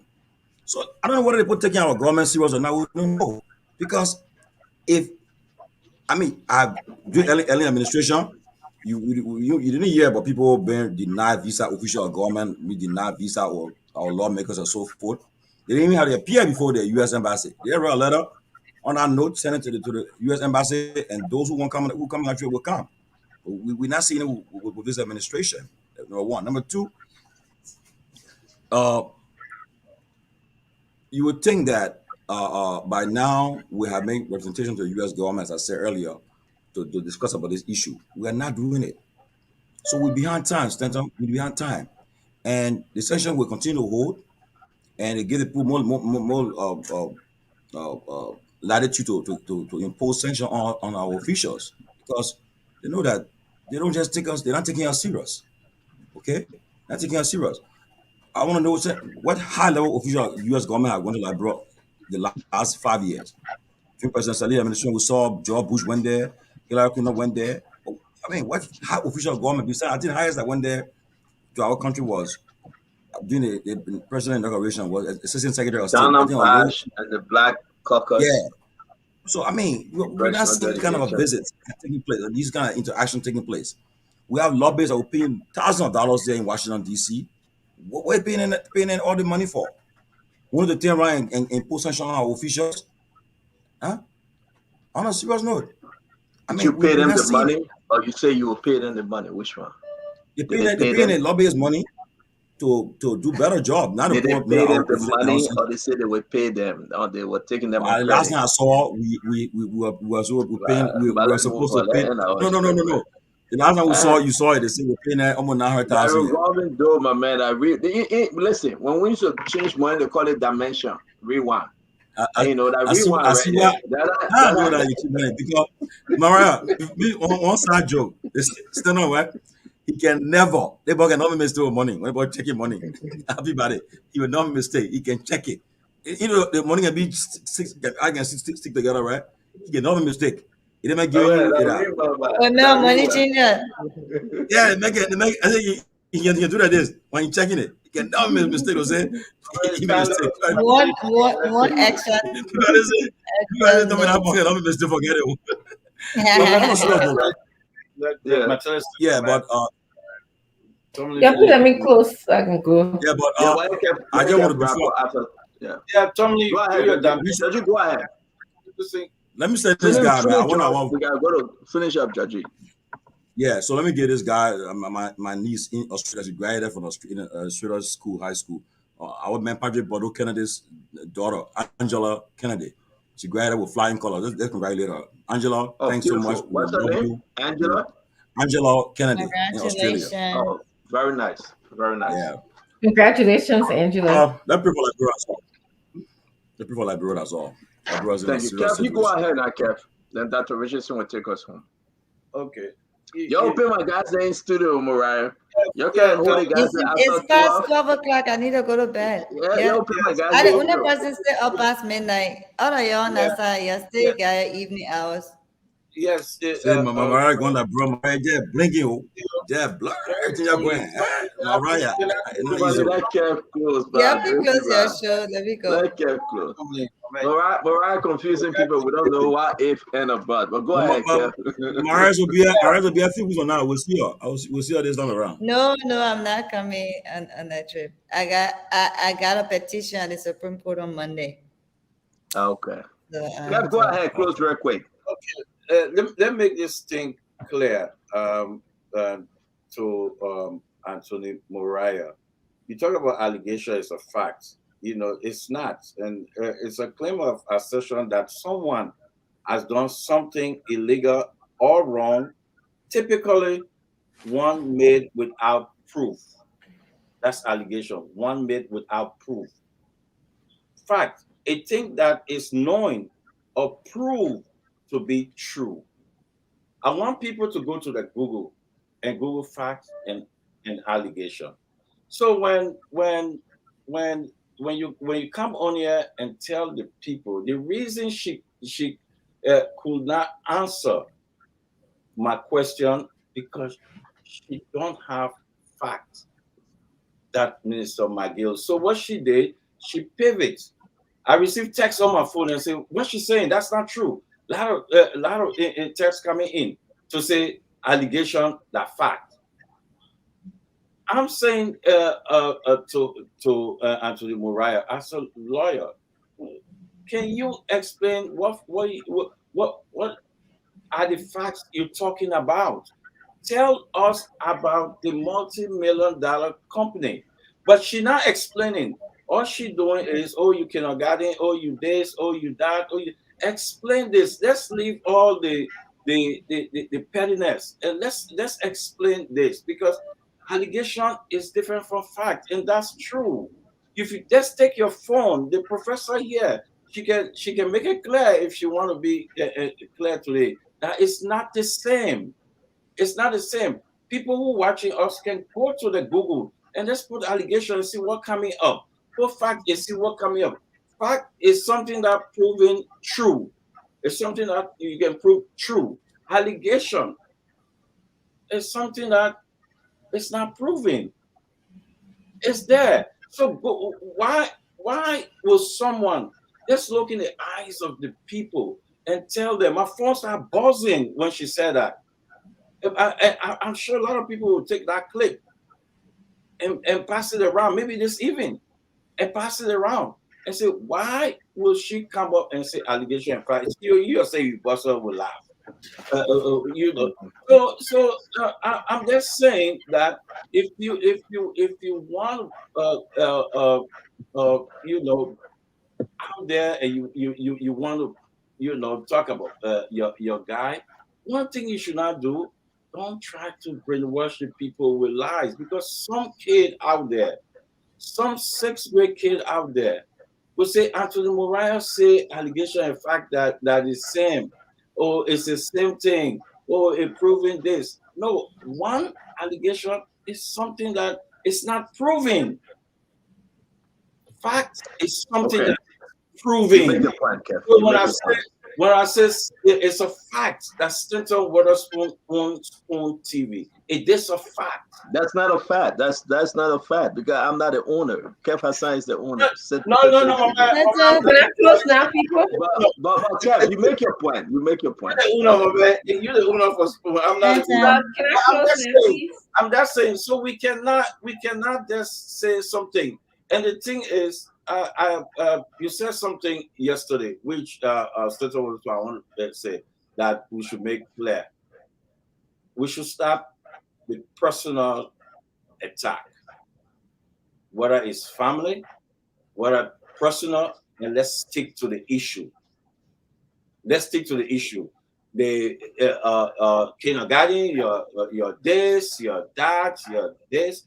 I think that should stop. Let's speak to the issue. I think the Kev, issue. let me say this, and I think thank you for bringing it up. Dr. Richardson, 1 second, please. It is important that you did. And I would say this Stanton, to every one can of I us. respond to what Yes, you Kev will, said? man. I just got to Okay. just respond. I You were just want talking to about be your fight and allegation. I understand, but let me say this real quick. Though. It is important. Henceforth, anybody attack anyone personally, we would just ask you to come back the next day. We are so metro, man. Go on Spoon and look at the amount of people we reach. A lot. 30,000, 25,000 every night. It's important for us to govern ourselves well. So I appreciate that from you, Kev. Whether we joke in the back, but when we come on the show, we should be different. And I want to say thanks to everyone that just been very patient with us. No personal attack. And I think you guys will, I shouldn't say it because then Dr. Richardson will kill me, but I appreciate that from you. You speak to everybody like I do. We just keep our back door conversation and relationship back door. When we come on the show, we're addressing the nation. So we all need to exercise that.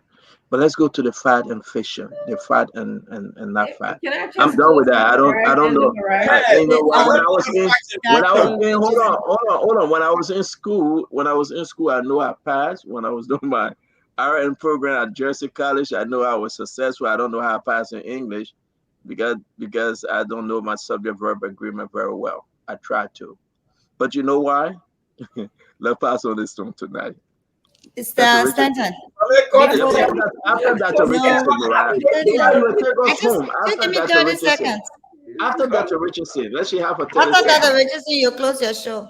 I'm not. That's our show. I will give you the time to speak. Okay. Okay. So, Because I don't want to do the back and forth, and I just wanted to correct something. There's actually, That's choice. there's actually three things I wanted to say. I'll be very brief, as usual. I'm always very brief when I'm on this show. One is there's a jargon that we call people speak in diplomatic speak, political speak, legal speak, psychologists speak. We speak in jargons, okay? So when someone use a word like when you guys say depression or depressed, I'm depressed. That's the layman word. I'm as a psychologist, I have a whole diagnosis definition for that. So when someone like Mariah says fact and how she explains fact to me, and my understanding was that's legalese. That's legal speak to me versus what a layman understanding might be. Hey guys, I'm just saying something. That was my first thing. Okay, so I don't know. She'll correct it when she's closing. Okay, my second thought. My second thought is, again, diplomatic speak. Liberia is a sovereign country. Politically, Liberia is a sovereign country. Economically, we are not sovereign. Okay, there are countries that are politically and economically sovereign. United States, politically, economically sovereign. They can hold their own economically to a certain extent, a larger extent than Liberia. So when we talk about a diplomat saying politically we are a sovereign country, they're right. He's right.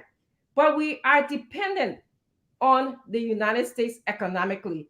Case in point, the Carter Center monitors our election all the time, and they've been doing this for years. The Carter Center is supported by user and American taxpayer dollars. So when it comes to how we're going to separate all of that, that's something that we'll resolve later. Lastly, I know my brother, he referred to me as his sister. I want to refer to him as my brother as well. We'll be on the show. My brother Who's Dillon, that? Darius Dillon will be on the show Oh, I did on, talk about on it. on Sunday. Okay. And Dillon, I actually was at the Intellectual Center on Woodland Avenue. I heard that you were there as well. And a lot of the people that were disgruntled with about your behavior, they were dissatisfied. They thought that you tend to be very petty and immature sometimes. But I the man actually is not on the no, show. no, no, no, no, no. I'm finishing up. I actually defended you. I was defending you. But I was surprised today when you came on this show to say that I often mislead Liberians by telling them that Billy won a case against you in just the Yo chambers. She did. I want to refer you back to June 29. All Liberians, go to June 29, 2022, front page Africa published that your political leader, Yumbi, had asked for a rate of prohibition against ability carrying on the Liberty Party with the new constitution. And just that you denied that rate of prohibition. So I wasn't misleading the Liberian people. It surprises me as you, as a lawmaker, will come on this show and say that to the Liberian people, knowing very well that there are a lot of people who respect you. And so by you accuse me on this show, got me startled. I'm thinking, maybe what I heard at the intellectuals forum, people were showing pictures how you were there. They supported you. And I was there like, I don't think so. I met Dillon and blah, blah, blah, I was actually being diplomatic speak for certain political speak Okay. to some extent. But for you to come here and do that, I hope that you should correct yourself. Please go and read that article. Go back to that rate of prohibition that was denied by just a year and correct yourself on Stanton One-on-One show on Sunday. Senator, and please ask my brother Abraham Darren Dillon that question as well. Thank you very much for allowing me to close. And Dr. Chinwe Meanwhile, Richardson. meanwhile, happy birthday to the former Vice President of Liberia, please. But Ambassador we're about to Boaz, today sing is the his man birthday. birthday song. But let Happy Mariah birthday song. to We're you. about I to sing forgot the it. birthday So song. bad. Yeah, Mariah, thank you. Thank That you. your really father video. said allegation. Stanton, Yes, Mama. when I first mentioned on the show about people being expert in everything and not wanting to argue legal issues with a layperson, I was very serious about it. But since the issue of allegations and facts have taken center stage, um, fortunately, I didn't get to go to Google School of Law. I got to go to Louis Allegretti School of Law and Loyola Law School. I am proud to say that I have a master's degree in law, not just a bachelor's. And people can take it as bragging or whatever. But if we need to speak about our qualifications on an issue, to be able to have people not mansplain things that we know, then that speaks poorly on the very person who's trying to mansplain to an attorney. Google Google? Let me say something, Mariah. No, no, no, Mariah, no. Wait, stand Mariah, on, hold on one stand minute. on, stand on, Let wait, me read stand it on, now. wait. We got it. Let's Stand put it on, up stand and on, go wait on. now. Wait. First things first, I was very clear. When I said allegations are facts that are yet to be proven.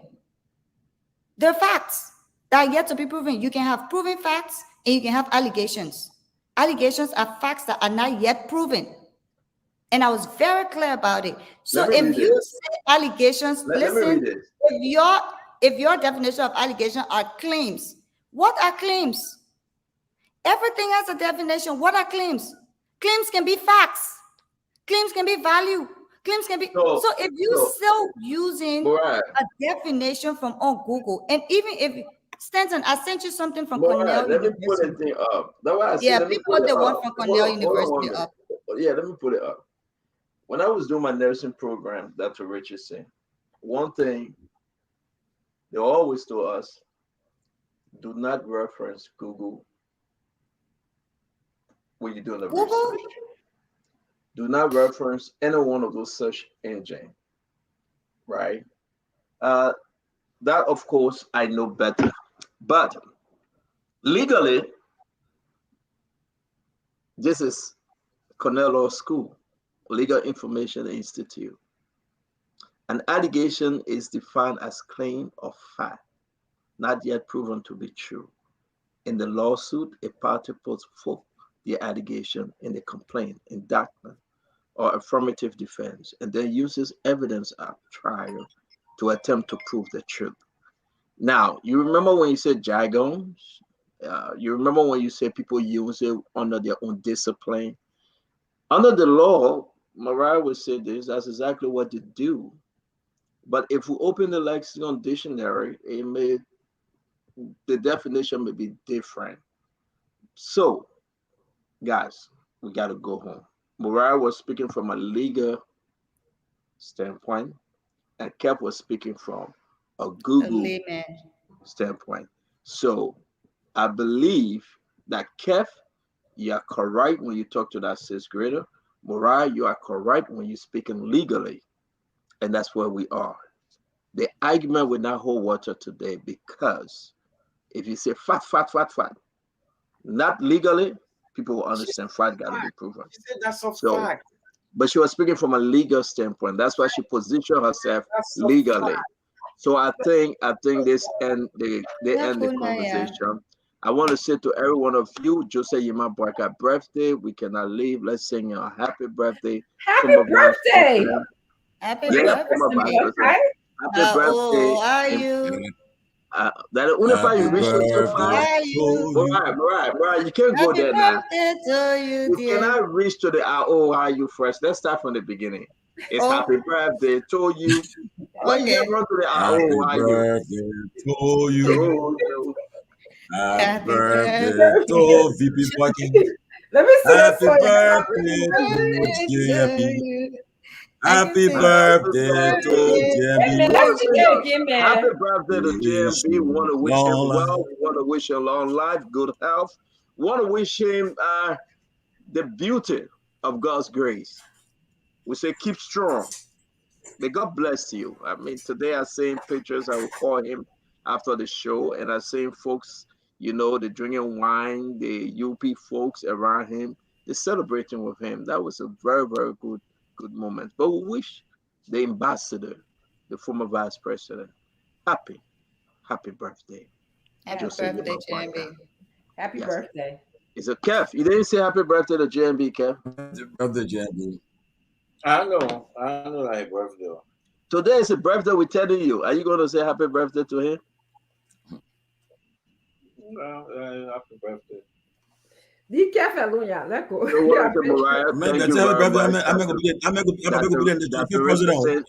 Dr. Richardson, thank you very much. And Timon and Josh, we appreciate you.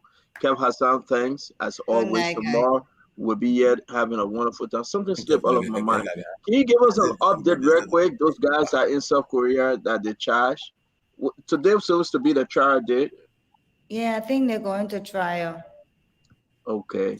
So I think we get a letter and we'll be explaining that tomorrow. They should be going to court. Unfortunately, they didn't recognize their diplomatic status. No, they never recognize the status. And as a matter of fact, I can say, surely they are not going to recognize the diplomatic status. Yeah, they are not. And they're asking them to I think provide their own personal representative. let Kemea go there, man. Kemea gotta go there. Yes, I You Kemea and they are go coming back. out. Yeah, good night. You're good, man. Good night, James, Dr. thank you. Man, the deal of the company. Thank you. Good day, doing. James out of school. They still all right. We manage him. Manage. Good luck. Everything Come with super. that degree. Yeah. All right, man.